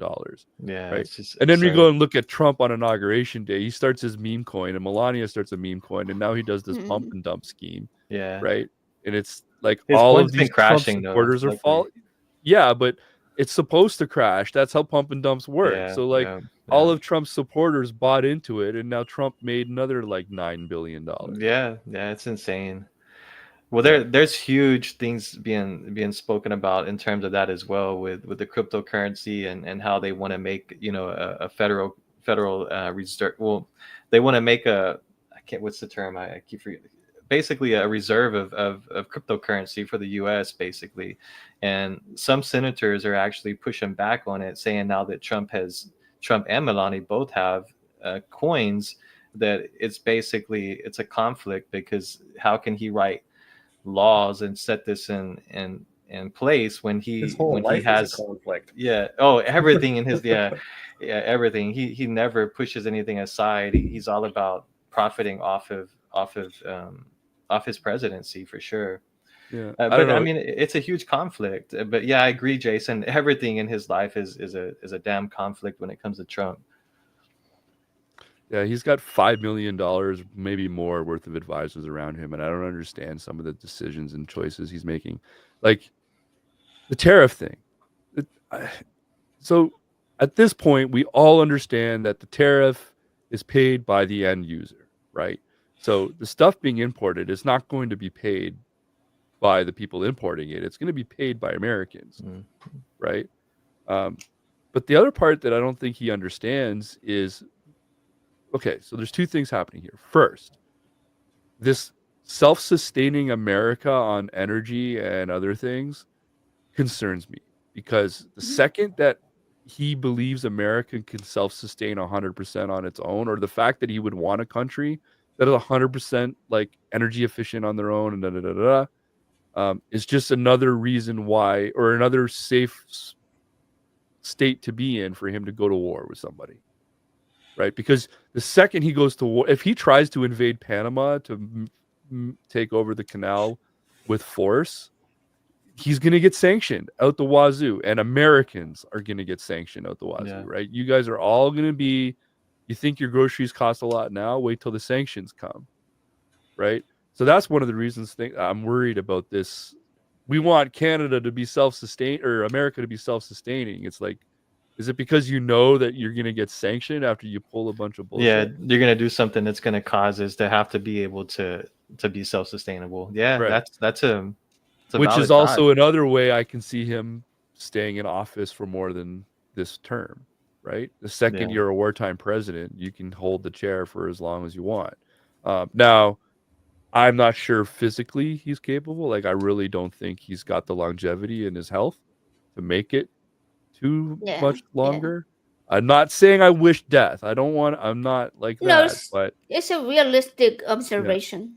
But here's the other problem that I don't think the details are even more finer than that. So he talks about this deficit between Canada and America. Okay, something like $200 billion. We subsidize Canada to $200 billion. Well, here's the thing: if we stop selling you guys oil, we're the ones in a deficit. We actually like you owe us some trade. If we just stopped with the oil alone. And the energy, actually, not just oil. I think it's energy and all of energy. The second thing is that the oil that America has is actually really, really, really, really high grade. Really high grade. It's premium stuff. And you guys don't have the infrastructure to refine it. Yeah. All of your refineries are designed and built to refine the shittiest oil you can find. The cheapest stuff. The cheapest stuff, which is why that answers the question. People often ask, why are we selling oil and then buying oil? Like, it doesn't. The reason is that we can't refine it. You guys can't refine your premium stuff, so you sell it for a high price to someone else. You buy the crappier stuff at a lower price. You bring it in, you refine that, and boom. And of all the oil that you guys refine, less than half it becomes gasoline, and the rest is all other stuff like plastics and lubricants and whatever. I heard Trump the other day bragging at the Economic Forum in Europe, and he was talking about how America has all the best oil and that we have the most and the best oil ever. And he's absolutely right. And none of you guys can use it. You can't use a single drop of it. It literally would. So your oil companies are privately owned. You know how many billions of dollars it would cost an American oil company that would have to invest to build a refinery to refine the oil you guys have? And they're all about money. They're not going to do that. They're not going to spend it. They'll sell it. They will end up like losing so much. Meanwhile, we've got a pipeline that goes from Manitoba straight into Texas, right into your refinery plant. Like, why would you want to tariff that? What a setup! Like, we've got the oil you need, and you don't even have to put it on a boat. You just turn a valve and take as much as you need, and we'll bill you. You mean it goes into the Gulf of America? No, it stops right before the Gulf. Right before it. Yeah. I don't even recognize the Gulf of America, and I'm going to say. Let's talk about that. This is the last time I'm saying Gulf of America. I'll never recognize it as that either. It's just ignorant. Yeah, like what a ridiculous thing to do. What I would like to talk about, because I don't understand it. What's this Mount McKinley thing?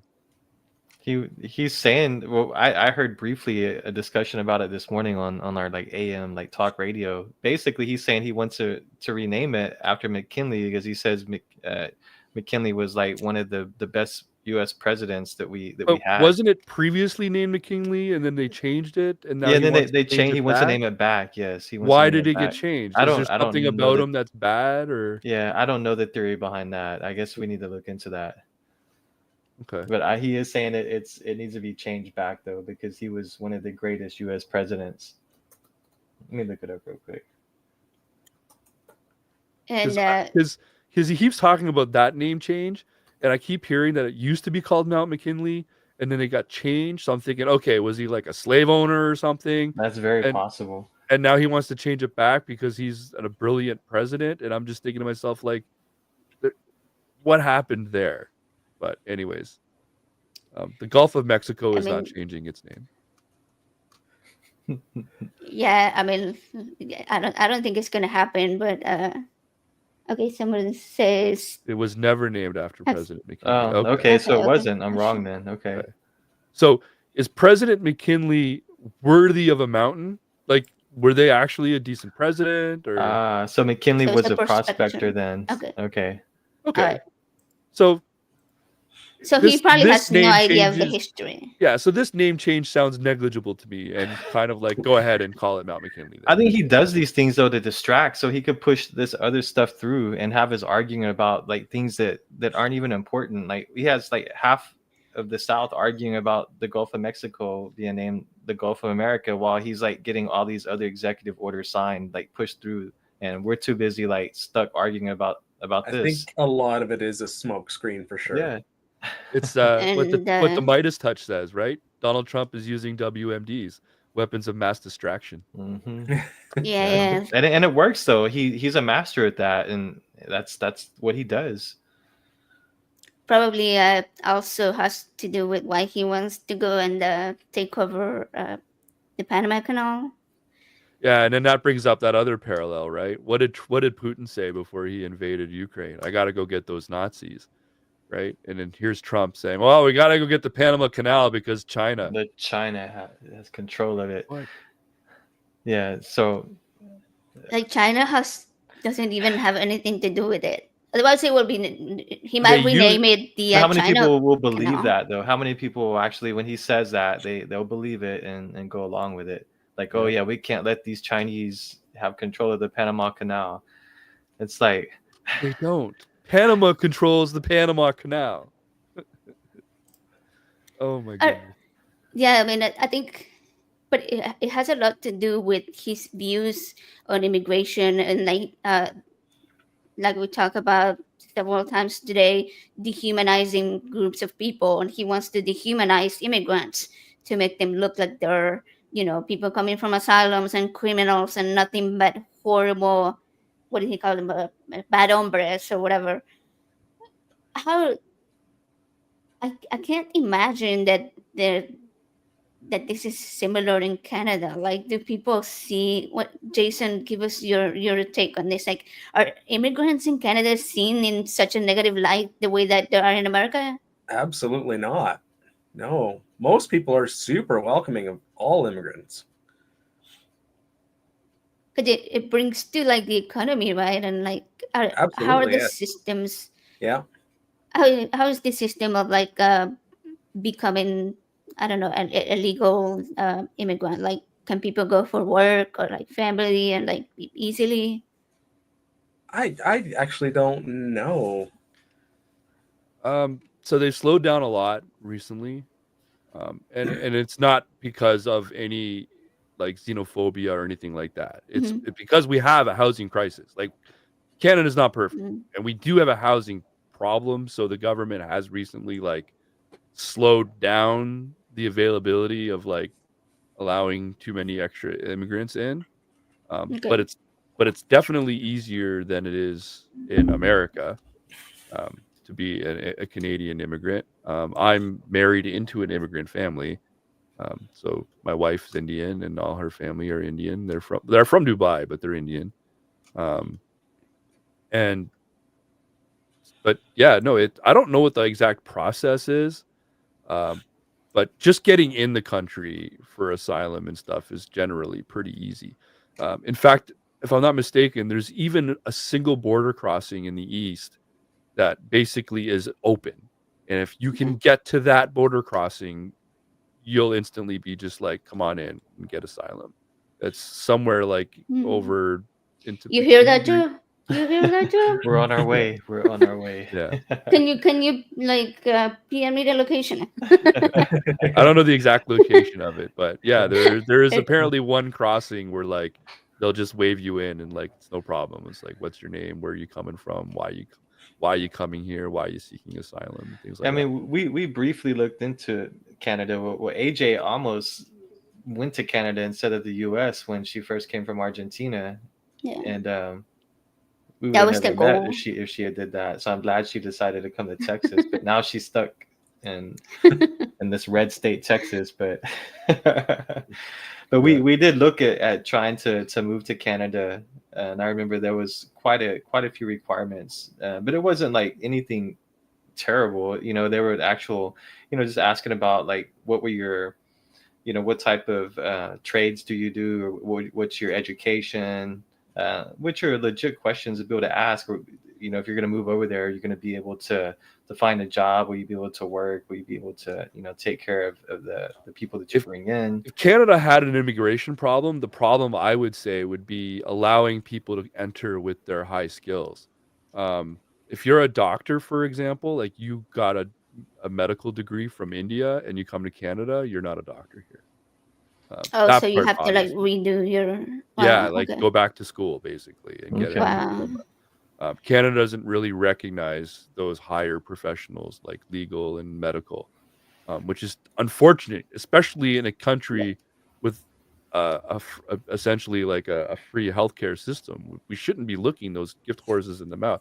I'm not saying there should be like, oh, you're a doctor, cool, check, you're in. It should maybe not like that, but Yeah, but like a background, like yeah, checking, making sure that it's a legit, yeah, like if someone's been a doctor in India for 20 years, they should be able to just come to Canada and just be like, show us your resume and you'll probably be fine, you know? yeah, Someone fresh out of medical school, maybe they should get a recertification to some degree, perhaps. But yeah, I've seen so many doctors, you know, like I have a lot of health issues, so I usually look at their background, and so many of my doctors have been from like India, Pakistan, even any kind of Middle Eastern country, and I'm not talking about even like, you know, like UK or whatever, because those who they might take it. But yeah, it's like you see so many doctors from different backgrounds, and they were all amazing. Yeah, Like great I've doctors. never had any type of bad care from any of them, so that's definitely unfortunate. Yeah, to hear that. Well, there's one point against Canada. There we found it. We finally found it, guys. Here we It go. took almost 2 hours in, and we finally give you the thumbs down. oh, there's some other points against Canada, sure. I'm not sure what they are right off the top of my head, but there's something. Can't even find a second one. Come on, guys. Top 3. So, Cell no, phones. Oh, our mobile stuff over here is criminal. You want to talk about how Canadians are robbed? Our cell phone plans are insane. like the cost. Yeah.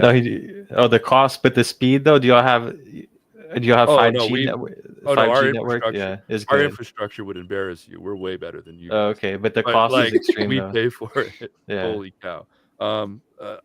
This phone on the same plan with my wife is a $230 per month with Like unlimited plan for with one unlimited phone? data for 2 phones. Oh, for 2 phones. Okay. 230 a month. Yeah, Canadian. I have like 6 lines, and I pay about that price. I pay There you go. $290 a month for for 6 lines.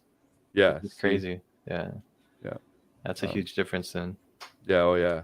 And if I'm near the American border, oh my God, my bill will just because my signal will jump to the American side, and then my bill will show that like, oh, you were roaming for 30 seconds. Here's another $18 on Oh, your bill. But your 5G is probably safe. It probably doesn't fry your brain, right? And it's not giving you cancer. Yeah, You'll have safe 5G. yeah, the Canadian 5G is perfectly safe. Yes, but yeah. So I wanted to ask you guys about um, Joe and I were talking, and like you're talking about the phone reminded me of this. So there's like a huge difference between America and what I've seen in Europe when we've traveled as far as waste. Like for example, if you get your phone, it comes in like huge packaging, and like in America, it's just all about how something looks. Like they don't really care. So just like in one day we can take a huge bag of trash over here. When I visited my parents in Switzerland, we stayed with them for a couple of weeks, and it will take an entire week to take out like a bag the size of my head. It was just like almost no waste. Is that similar in Canada? How's that like the waste We still have lots of waste here. recycling? You do? Okay. Yeah. Sorry about the song. Yeah, yeah, we still have a fair amount of waste here, and I mean we've got recycling programs and things like that too. So you can limit your waste as much as you want to put effort in, but you're not required to. You could just throw it all in one big garbage bag if you really wanted to. Okay, so it sounds like it's more like in the US. Yeah, Do you well, have I- separate bins for like recycling that actually pick up for you Yeah, guys? so or- well, every municipality will be different, right? So I'm Okay. not in Jason's municipality. It'll be different than where I am now, and it's different than where my in-laws are, for example. So in the municipality that I'm in, we only get garbage pickup once every 2 weeks now, right? So they Oh, don't come every week anymore. Once every 2 weeks. So we Wow. have to, and we're only allowed one bag. So we have limitations that we have to try to live Yeah. in. And then we also have a green bag, which is for the wet. So anything that's like food waste or coffee grounds or whatever, that goes in there, like the biodegradable stuff, if you will. Then we've got a blue bag, which is like the recycling stuff. mhm. However, our country doesn't recycle very well. In fact, we sell most of our recycling. So only about 4% of our recycled material gets recycled here. The rest we sell it to like Spain and stuff. And Wow. then you know what Spain does with it? What? They burn it. The burn it? Yeah, I was gonna say Oh, for energy So probably. Huh? it's like, Okay. what are we really recycling for? But wow. we can put out as many recycled bags as we want every 2 weeks. We don't have to we're not limited to just the one garbage bag. We can put 5 recycled bags out if Yeah. we want. So they encourage the recycling. Unfortunately, our province doesn't really recycle very well. They just sell it all. But Well, there we it don't. is. Most of the areas here, like we don't have any type of recycling pickup. They did try to implement it in Houston for maybe 1 or 2 years, and I guess people weren't recycling, so they stopped doing pickup. Now it's just like regular trash pickup. But our trash we have a big bin. It gets picked up twice a week. And Twice a week? Twice a week. Holy cow! Yeah. Wow. And we'll fill it up. I mean, it'll be And filled up both times. yeah, and one of the days is large trash day, so you can put anything you want on the side of the bin. Like you can put your couch, an old TV, anything, they'll pick it up. Oh, that's crazy. Yeah. If I want to Yeah. throw a couch away, I have to put it on the road. Or no, not even. I have to make a call first, Okay. and then they'll tell me what day to put it out, and From they'll the come pickup. get it. Yeah. And even then, you're limited to like one of those a year, kind of thing. Okay. Um, Yeah. Here is just like so much waste. Where I Really, it's come just from, mind where I blowing. moved from, is a city that in Canada we would call this city a project city.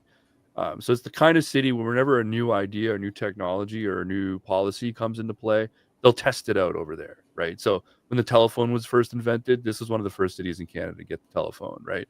When, gift cards and payment with cards and stuff, like direct payment transactions were implemented, is one of the first towns to have a kind of thing like that. And now they've got a trash system that I absolutely love. The city gives you 3 bins, a huge trash bin, a huge recycling bin, and a little itty bitty green bin.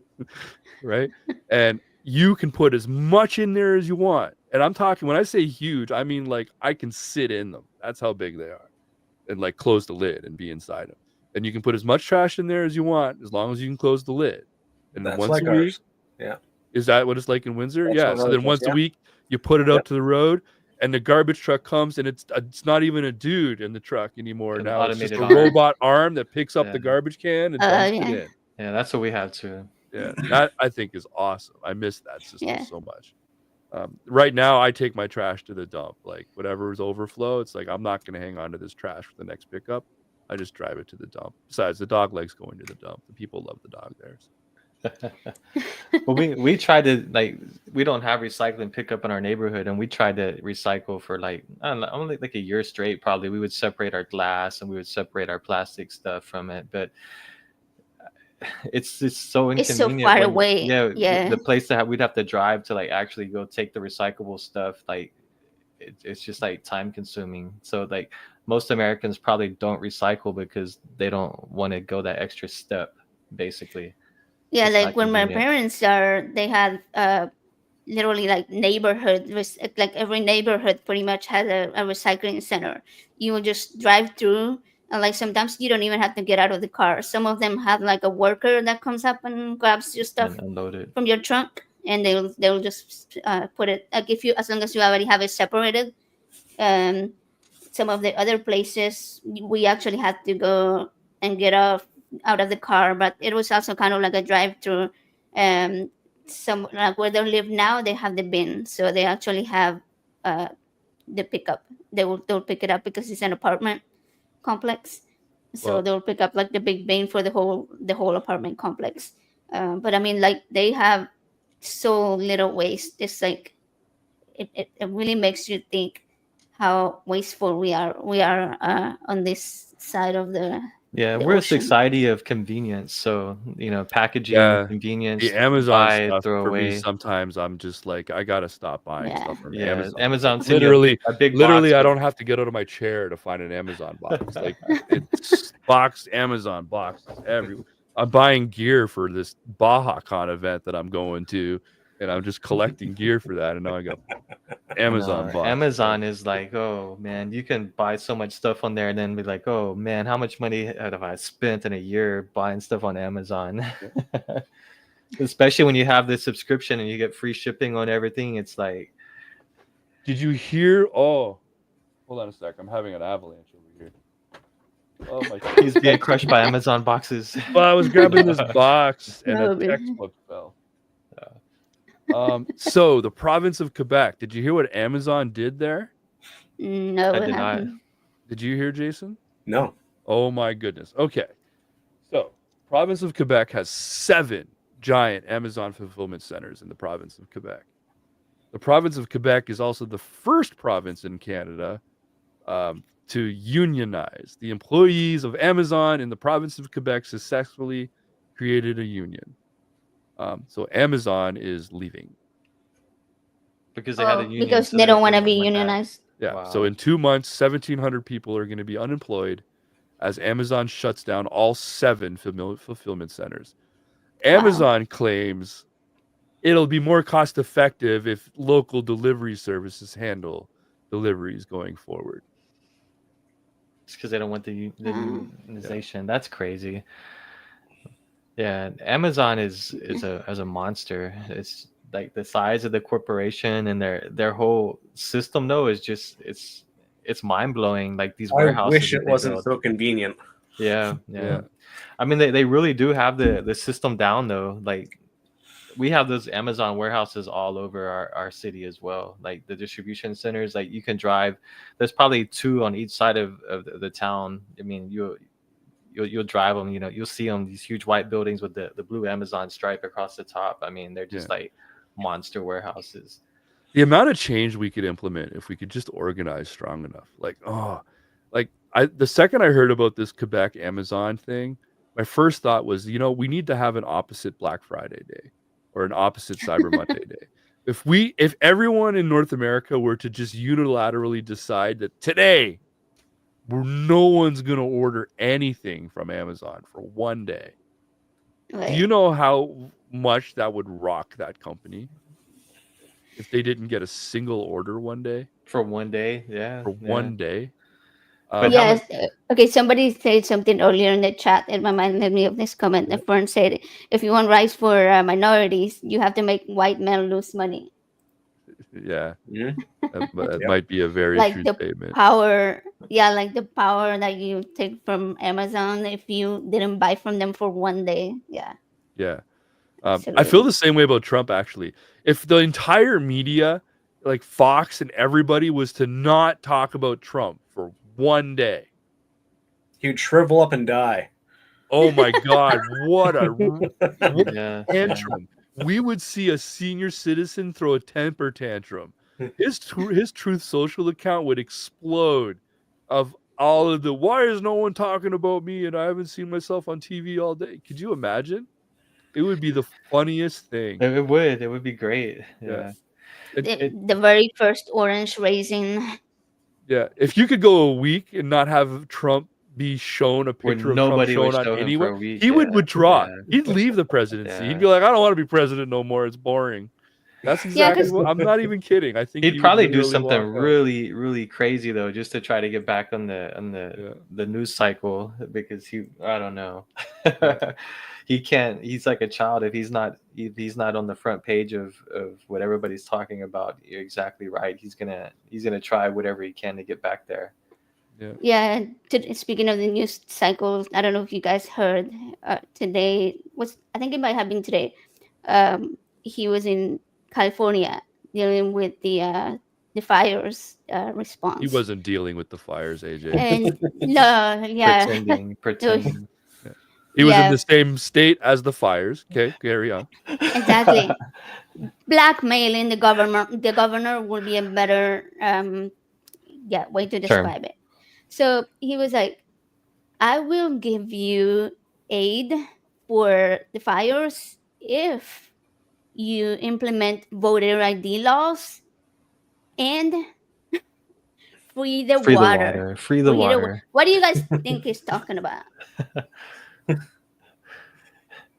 Can you actually hold water Can you captive? I guess? guess. I mean, Do you have any guesses, Jason? What he was talking about?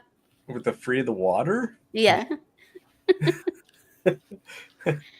He's No. talking about BAHACON You're coming this August at the Blue Water. the blue water. We're gonna free all the mines.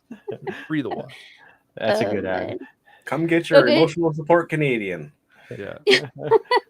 So he's basically talking about they were supposed to have suggested a process to bring water from the north um, into one of the canals in California, and they actually agreed that that wasn't a good idea for the ecology and like all of the environmental stuff that was going on with the canal.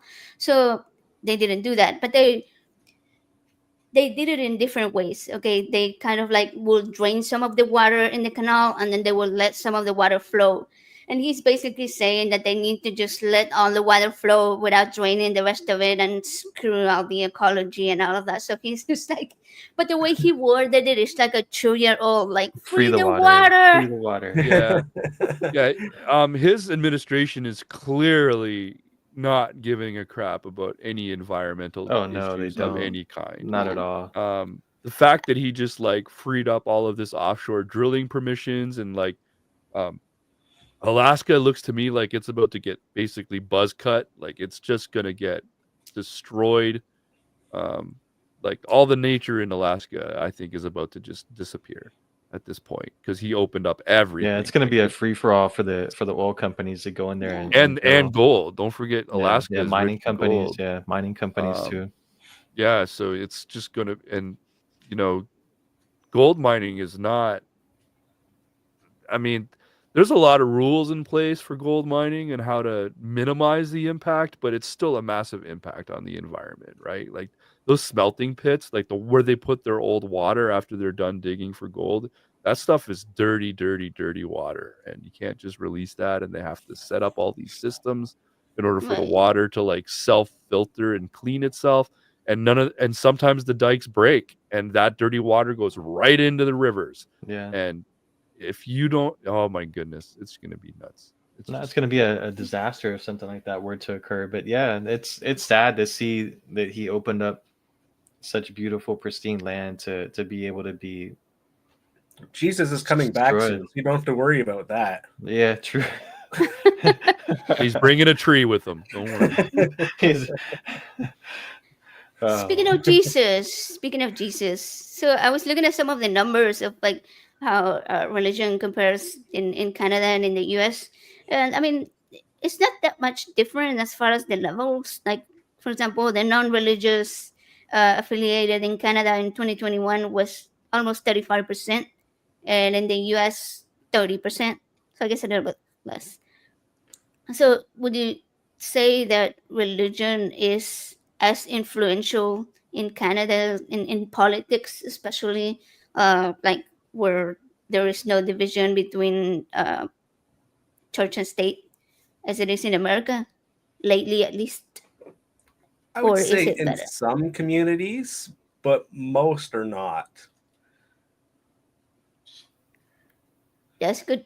That's good. You Yeah. guys, Like churches are closing like crazy here. Like there's churches closing every day. wow. So in Canada, the separation of church and state is not a thing.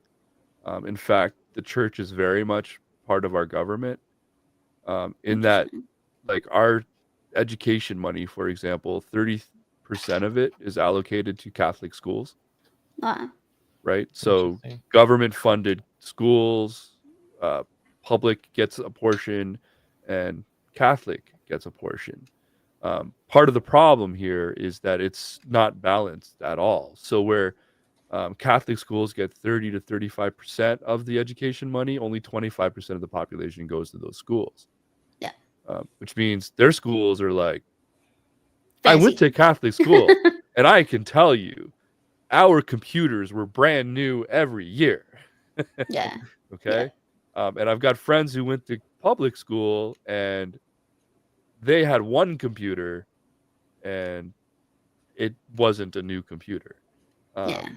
So, there was, our sports teams in Catholic school, we had jumpsuits with their names on them and jerseys and all of like the proper gear and everything, warm up outfits and jackets and all this stuff.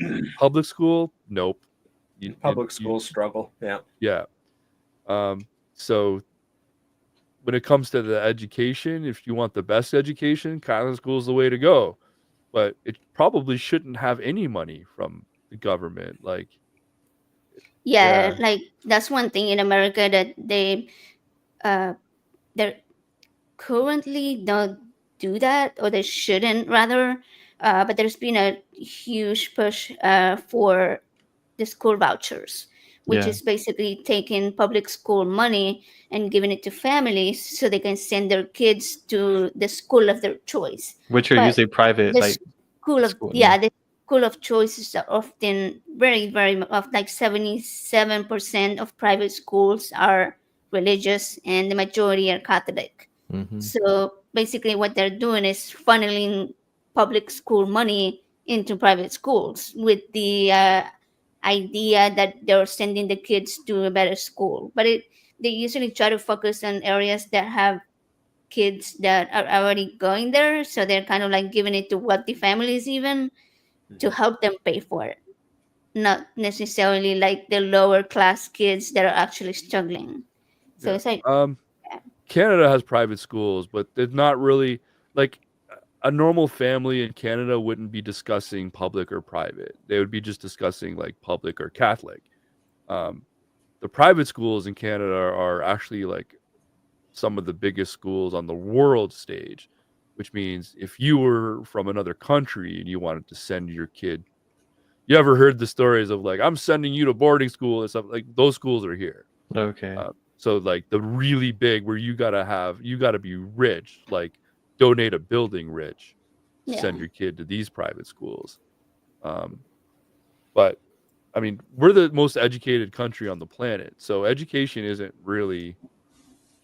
I mean, education's always a concern, but we got lots of it here, And Yeah, it's like just, to even the me, it's just public. unfortunate that the public schools have to take a smaller cut to give it to the Catholic schools. That part bothers me. Oh, absolutely. Yeah, I completely agree with you on there.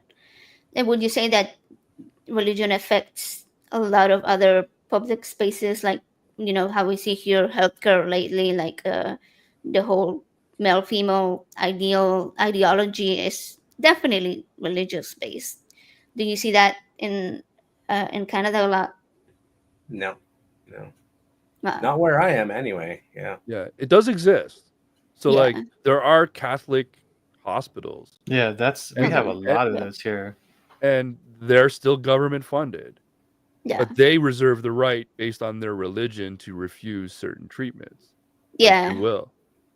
Um, correct. Yeah, like but abortions and such, they can refuse. yeah, Yeah, but unlike America, where like your insurance has to be valid under like you're good at this hospital, but not this hospital. In Canada, that's not really an issue. So if you don't like what the Catholic hospitals got going on, you you can have choices. you Yeah, can go to another hospital and get what you need, right? right. Or Yeah, or even a special like um I have a hearing problem. Like I'm gonna go deaf. There will be a day where I won't hear anything. So I've got a specialist that I I go. welcome you. I welcome you to the group of. Yeah. So I've got a specialist that I go to every year, and it's not at a hospital. He just has his own little specialist Clinic. building, and I get my checkup, and they monitor the decay of my hearing, if you will, right? Um, but yeah, no, there's Catholic hospitals. They do exist, and they do have the right, or reserve the right, rather, to deny certain services. But Yeah, that we doesn't mean you can't definitely. just go to another place. Yeah, we've seen that increase a lot here in, especially in the South, in Texas, when the Roe v. Wade was overturned, and a lot of the Catholic hospitals were like very, very public about refusing Yeah. medical care to women, uh, in like who were pregnant or having miscarriages and stuff like that.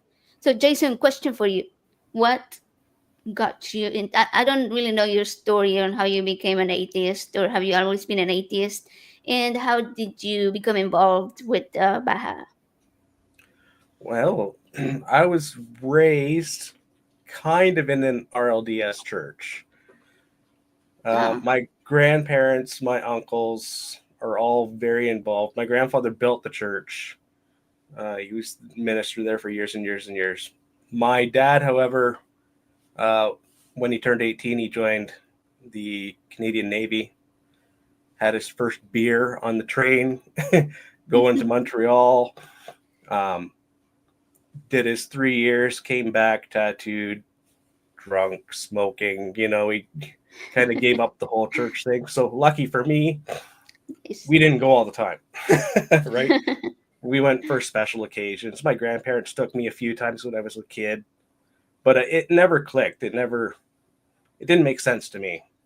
I was the kid looking around all over the place, like, what are all these people doing? Yeah. So I guess I've always been an atheist. Um, it wasn't till probably my 30s, mid 30s, where I found another person that was out atheist, because all of my family is, churchgoers, like extended family, friends and stuff. We never talked about religion at all. So I had Christian friends that, I'd go to their church occasionally, for Christmas or whatever, just hang out. But yeah, and it wasn't, how did I get involved with BAHACON? I guess it showed up as an event close to me, like within an hour drive. And I wanted to go. The first year, couldn't get the finances to do it. Second year, it was postponed because of COVID, right? uh, Third year, I was able to go. I joined the local Baja group first of all, and we do like breakfasts and meetings and stuff like that, right? But I wasn't involved with Baja itself until just after this event, like this previous event, where they welcomed me onto the board. nice. That's pretty awesome. That's cool. I saw like all the videos and photos from the last one, and it looks really really fun and interesting. And you guys have So some much like fun. amazing Yeah. people. So who's gonna be in the next one? Oh. Give us some. So right off the bat, we got Seth Andrews, of course. Seth Yep. Andrews is a huge supporter of BAHACON. He's like, Yeah, so he's the Mick man, Jagger of the event. He'll be headlining. yeah, He's the one, the great one. Forrest Velkai is on the list again. Forrest yeah. Velkai last year was his thing was less of a speech and more of a stage performance. So like it was very electric. Everybody very much had a good time listening to Forrest. The one I'm most excited for this year myself, Gutsit Gibbon. So Erica will be there. Me too. Me Yeah, too. so She's I'm really awesome. interested to see what she's gonna do. She's just so smart. Yeah. I love her. I love her. Um, Yeah, like I'm hoping we can hopefully save money and make it up there. By then, I would Well, you love to. could buy $2 Yeah. Canadian for every one of your American, basically. pretty much. Yes, Um, that's awesome. Conversion. yeah, and the rest of the list is we You get got Christopher DiCarlo, yeah, Dr. Dr. Abby Hafer, Yeah, John Loftus, Dr. Anthony Pinn, Phil Zuckerman, Andrew White, and Janice Folk Dickerson. Jasmine. Yes, sorry, Jasmine Folk. Oh, Jasmine. Yeah. Gotcha. Yeah. That's awesome. So these are like different scientists, authors, personalities. Yeah. I would say those are the type of people who their names right now you may not know, but I guarantee you, when you come to BAHACON, not if, but when you come to BAHACON and you hear them speak, you will not forget their names. At last Yeah. year's BAHACON, everyone who went on stage left an impression with me, and it was spectacular. And I wanted to get more involved myself right away. So, Is it a 1 day Yeah. event or 2 days? It's 3 days. Oh, 3 days. days. Wow. Yeah. Wow. Okay. Yeah. yeah. So if so on April 1st, the tickets will go on sale, right? So on April 1st, you can start buying your tickets. And for the Friday night, they do this VIP dinner, which I did last year. So like a catered event, catered meal, sit at the tables, meet and greet and see everybody. Then the Saturday starts, and that's when like the speakers go up. Breakfast is included, lunch is included, and the speakers they talk and everything, and you'll listen to their stories or what they're trying to teach you or educate you on or what have you. And while that's going on, Forrest will just come sit beside you at your table and start chatting with you. Hang Oh on. yeah, Like I saw it's from one of my friends that attended Crystal Butcher, and she was sitting at the table with Seth. I thought it was awesome. yeah, so like it's very chill, very casual, but you respect the person on the stage. But like for me, it was like Aaron Ra came over and just sat beside me, and he just started showing me like puppy videos on his phone. Like, look at that puppy, Nice, look at that nice. puppy. While Hemet Mehta was on stage talking, and like It's Aaron's really very surreal to be there. yeah, it's so Yeah. low key and casual. It's like there is no green room. You know what I mean?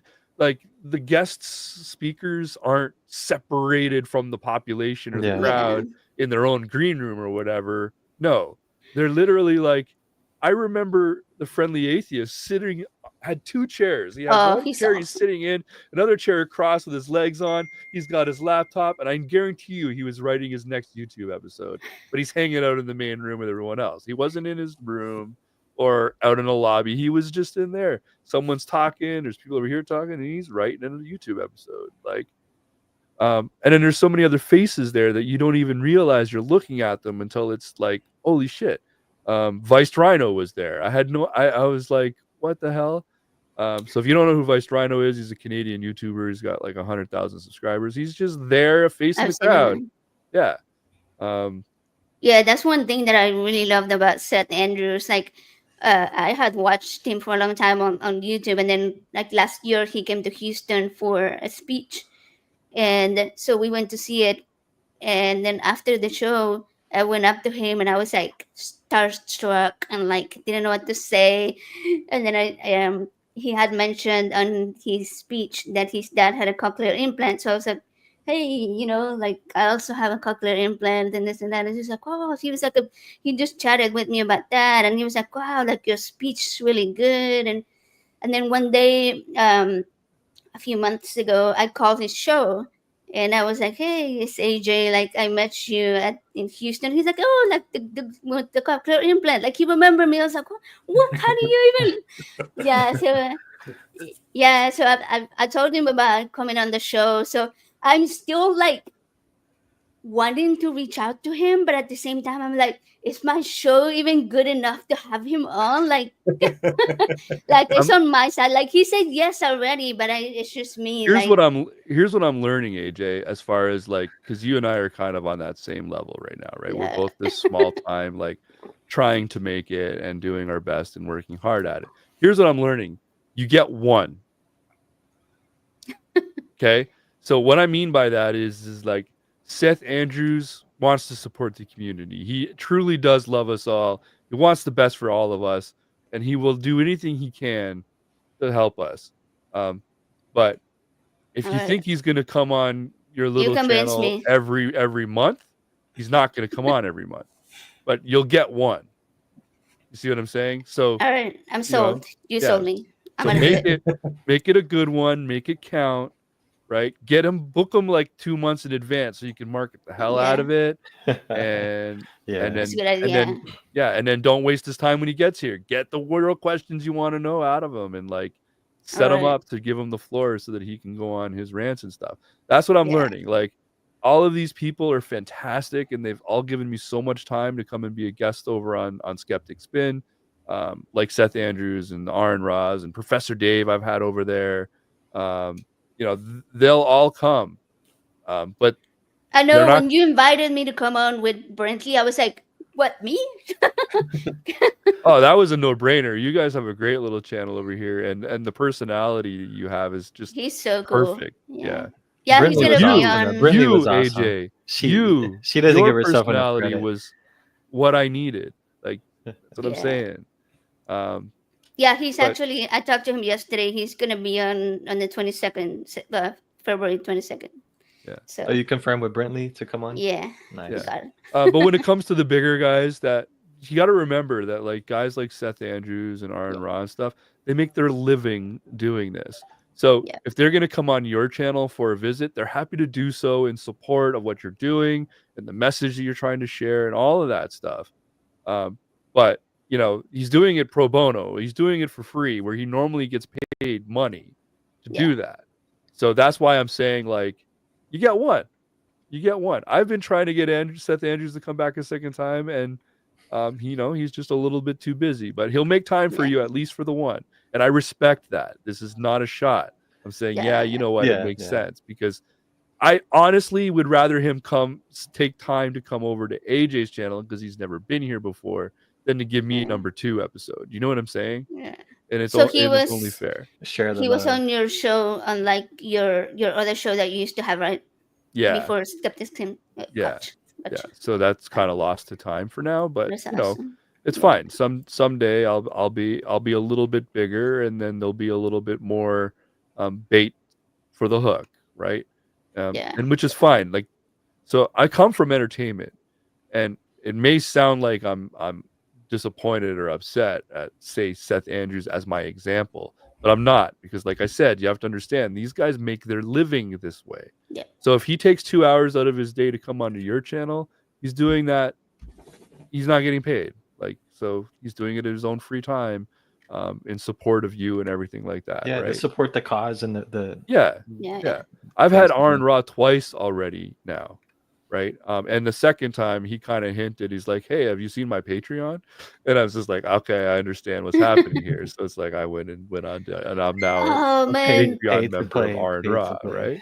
Yeah, that day that he didn't show up on your channel, I really wanted to come on, but I had like family coming over, and I couldn't. I wasn't even like yeah, dressed up or anything. I was like, man, yeah. It's okay. It was that. Yeah, that's another thing. If you get Aaron, like Aaron's awesome, and he's so much fun, so much fun.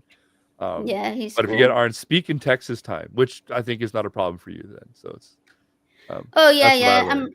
I'm hoping he might go to the bat tour that they have. I think it's like in August in Austin, because he's been to the ones in the past, but he wasn't in the one last year. And I went to the one last year, but he wasn't there. Arn hasn't been on those call-in shows too much lately. No, but he does go sometimes, just because like the community is kind of like Okay. very very similar.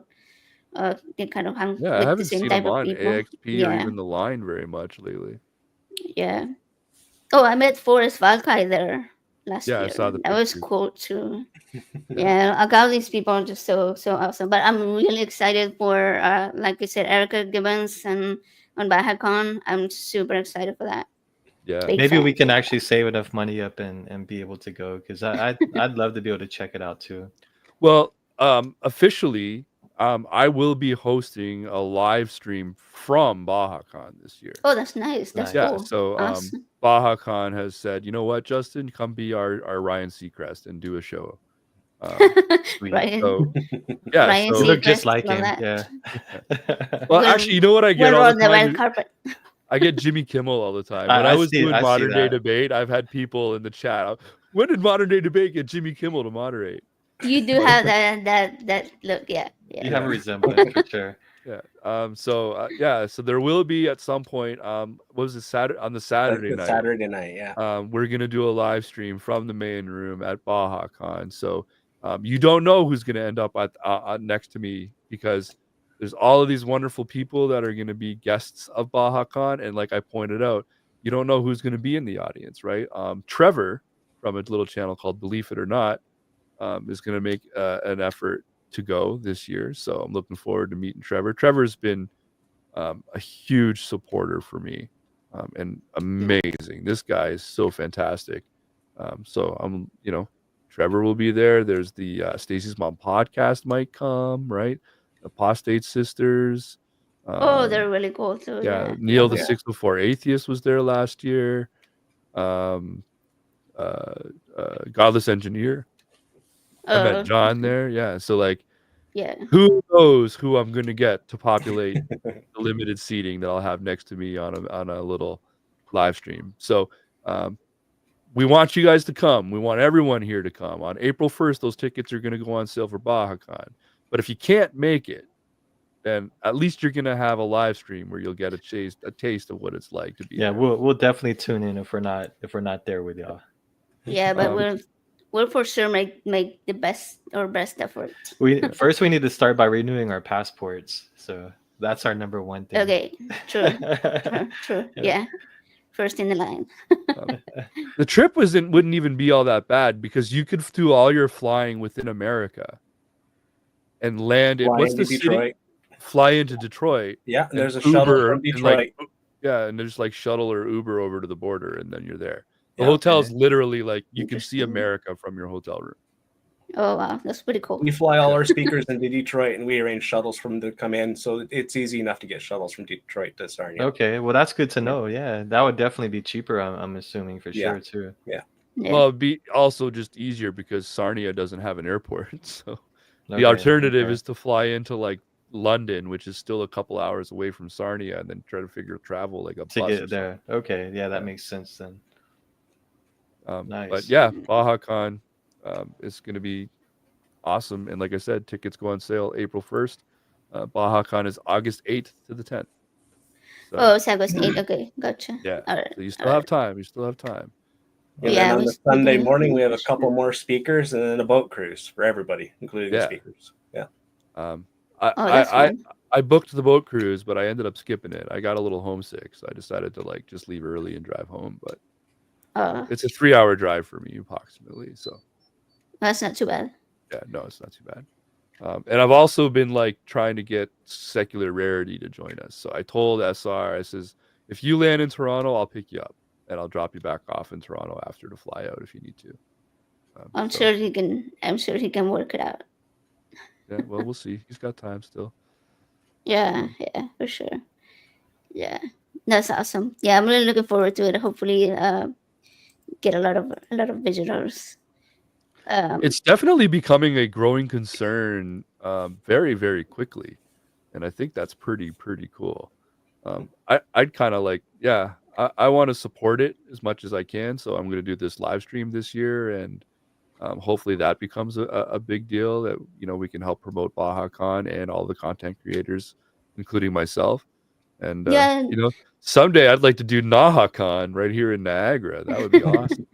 Oh, that's pretty cool. Yeah, Yeah. I mean, I've seen quite a few of them coming up in different places.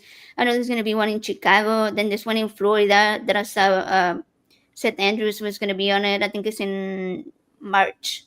Yeah. Like all these atheist conventions or like secular humanist conventions. I think it's pretty awesome that they're all rising up and setting up these events to bring people together in different areas. We don't really have one here in Texas. I looked, and that's what I was looking up. Like I was trying to see if there was any close by us, and I think that was how I came How across BAHACON how the first far is the time. Free Thought Library for you? Have you ever been to like a live taping of the Atheist Experience? Oh yeah, we've been. Yeah, It's Austin's like 2.5 hours from us. Okay. Yeah. yeah, we've been to a couple of them. We saw like the Truth Wanted live Halloween last year. We were the only ones there. And watching the live taping because they didn't have an audience because they had like the whole library set up and like a Halloween With a campfire. campfire Yeah, it thing. was cool. Yeah, that was pretty fun. Yeah, but we went to the whole weekend that they had with Forrest Valkai, and they had like pretty much everybody that's a host there. Secular Rarity was there too. That's why I got to meet him in person. Um, and it was so much fun, and like all of these events that bring not just the hosts but like the community that follows the hosts. It actually makes people Groupies. feel like more part of the Yeah, community. Yeah, groupies. the groupies, exactly. All of us groupies there. But it's amazing how accepting everybody is. Everybody's so friendly. Nobody seems like, even like the people that are the YouTube stars for their community, they're just like normal people. They talk to you just like you're on the same Yeah. level as them.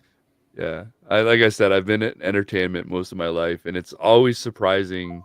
Doesn't matter how big of a famous star you meet, they're just normal people. Like, um, Yeah, like Forrest Valkai, he just sat there and talked to my 13-year-old about like some joke he had made on the show and about like geology, and then my kid came and told him a joke about it, and he was just laughing and like talking back and forth to him, and I was like, that's cool. Like you can tell he's a teacher, like the way he yeah, was talking to a kid, just like it was just normal person, like really cool.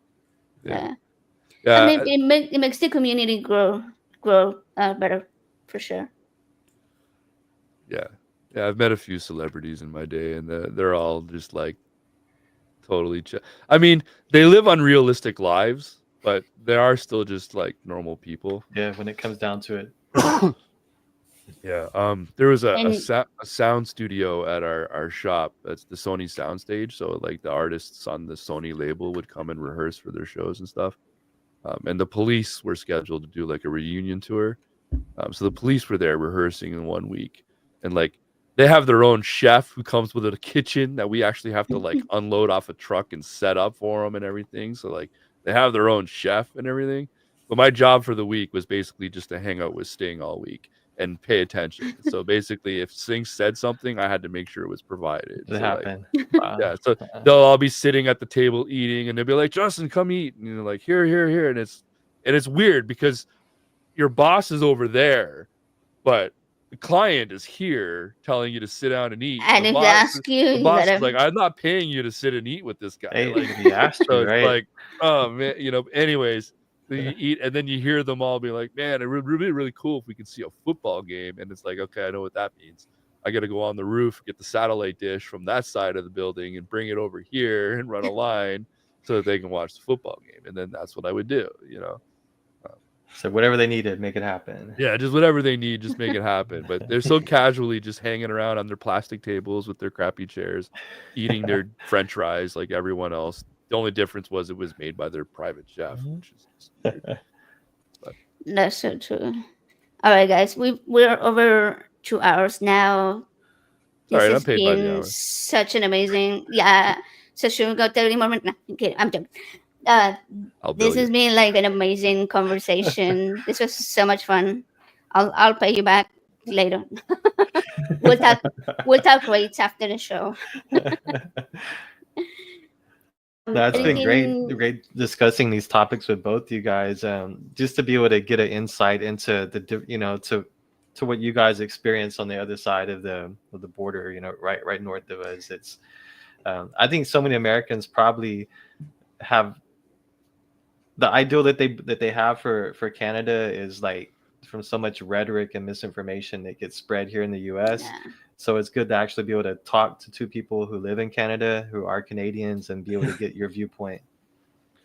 I'm legitimately concerned about the current state, politically speaking, for what your country is going through and for what it's going to do to other countries.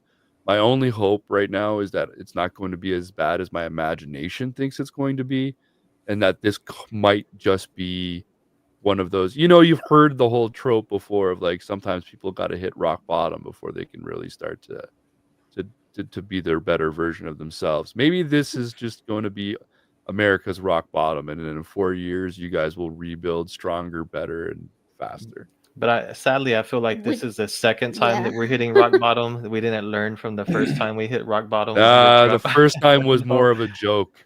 It was like it was a soft it was a soft start. It was kind of like he wasn't great, but he could have done so much worse. Yeah. And the proof in that is the fact that Biden was able to fix it and make it one of the best times in American history in just 4 years, right? Yeah. So well, I hope you're right. I hope you're right on that analogy. Yeah, I'm just we got to try to be a little positive about it, right? Yeah. It's scary shit right now. He's not even been in office over a week, and the amount of destruction he's already caused. I know, like every morning I will wake up and be like, "There's no way that anything that happens today could be worse than what he did yesterday." And then you're like, "Oh, you put the news on, and you're like, oh, never mind." Yeah. Luckily, there appears to still be some guardrails in place, so hopefully. Yeah, those guardrails are not removed. Yeah. Well, it's good to know that you guys care for us, though, at least. I mean, the removing birthright to the immigrants, for example, that got blocked and stuff. Yeah. All I'm hoping is that we can avoid any violence. That's all. If the guardrails can prevent Trump from starting or picking any fights, then when he's out in 4 years, perfect, good. Because if he can start a fight or a war with anybody, he can just declare himself a wartime president and never leave. Yeah. Well, I mean, he already ran this term basically telling people that, this is, if they voted for him, this would be the last time that they would have to vote for him, basically. The Christians, I love the Christians. Vote for me. You'll never have to do it again. Vote again. Yeah. Oh, yeah, I remember that one. Do you ever like look down south and be like, maybe we should build that wall over here? No, because that would be so sad. We have the largest undefended border on the planet. Man, I don't want to lose that. That's so true. And I mean, it is pretty sad to think that you will deny assistance to any kind of human being that needs it. That you'll be like, nah, you're just. Have you seen pictures of the Canadian-American border? I have not. You should Google images of the Canadian-American border through the woods. Yes, it's just like a open. Somebody goes through and actually mows a line between the two tree lines. I've seen it. Yeah, it's awesome. Okay. There's a job that's going to be lost if this goes down. That's what I'm saying. Somebody who's the guy who mows it is going to lose his job. Poor guy. Oh man, that's so funny. All right, guys. So let's see. I think we already posted down the links of where to find you. Justin as SkepticSpin, and Jason pretty much in all the social medias. Yeah. Next week I'll have a video coming out on the top 5 Christian Christian things they used to do that they don't do so much anymore, or something like that. Like Christian traditions that they don't follow anymore. Oh, that's another one That with should be good. secular with rarity, That's right? Yeah, I'm gonna let them out of the box, and there's another video coming. Nice. Just for a And little then bit. the most exciting thing, the thing that I've been waiting for so long, and probably the highlight of my 2025, is going to be happening tomorrow, where I'm going to be on Bad Science Sunday with Maya Atkinson. Ah, nice. Oh, Yeah. nice. Yeah, I was on there. Yeah, they're awesome, man. Yeah, They're I awesome. That know was you were on so there. much I told fun. her, I was like, you got to do AJ. I'll show you my Yeah. DMs. I'm the one. I literally was like, oh yeah, I totally sanctioned AJ. You got to get her on. Yeah, I think I was in the chat when you and Sarah were telling her, and I was like, yeah, like, because I followed her for a while, and like, she's one of those people that you kind of like look up to, and you're like, well, I wish I could be on her channel, but you never like have the guts to ask. She Yeah. is so funny and so great. And Uh, Tapioca Weasel is a character. oh my And god. And them it's together like hilarious. They have like a whole dynamic. yeah. Like she Um, kicks him out of the screen and yeah, so I it's like just literally so told my funny. wife, I'm like, Sunday night I'm staying up late. I'm gonna be on Bad Science Sunday, and I'm Oh, so it's sorry. this I'm Sunday, sorry right? in advance. Alright, I'm gonna put it on my calendar so I won't forget to watch it. Yeah, I'm so Sundays are excited. busy. Yeah, that's Yeah. gonna be cool. I'll watch it too. For I got sure. the little message from her, like, what do you want to do? What do you want to talk about? And I'm like, surprise me. Like, I'm just so pumped. Nice. That's awesome. Alright, so everybody check it out. I think it's okay, I don't know what time it's for you guys. It will be like 9 East. It's 9 8:30 Eastern, so Central. Okay, it'll be 8 alright, Central. gotcha. Yeah, I think it was when I went on it was like 8:30 Central or something like that. Alright. Yeah, I mean if everybody goes to Maya Atkinson's, let me see, I'm gonna type it and then put it on the screen so people can see the name. Alright. But she spelled it correctly. So that's her channel, and Bad Science Sunday is so much fun. You're gonna have so much Yeah, fun. it's my must-watch Sunday show. Every night, Sunday night, I put that on and go to bed and listen and Nice. laugh and watch. Yeah, that's cool. I always do the ACA shows on Sundays, like the Atheist Experience and Talk Hidden. But I also host their after shows on Discord. So I usually do that. I think this Sunday might be Secular Rarity on one of them.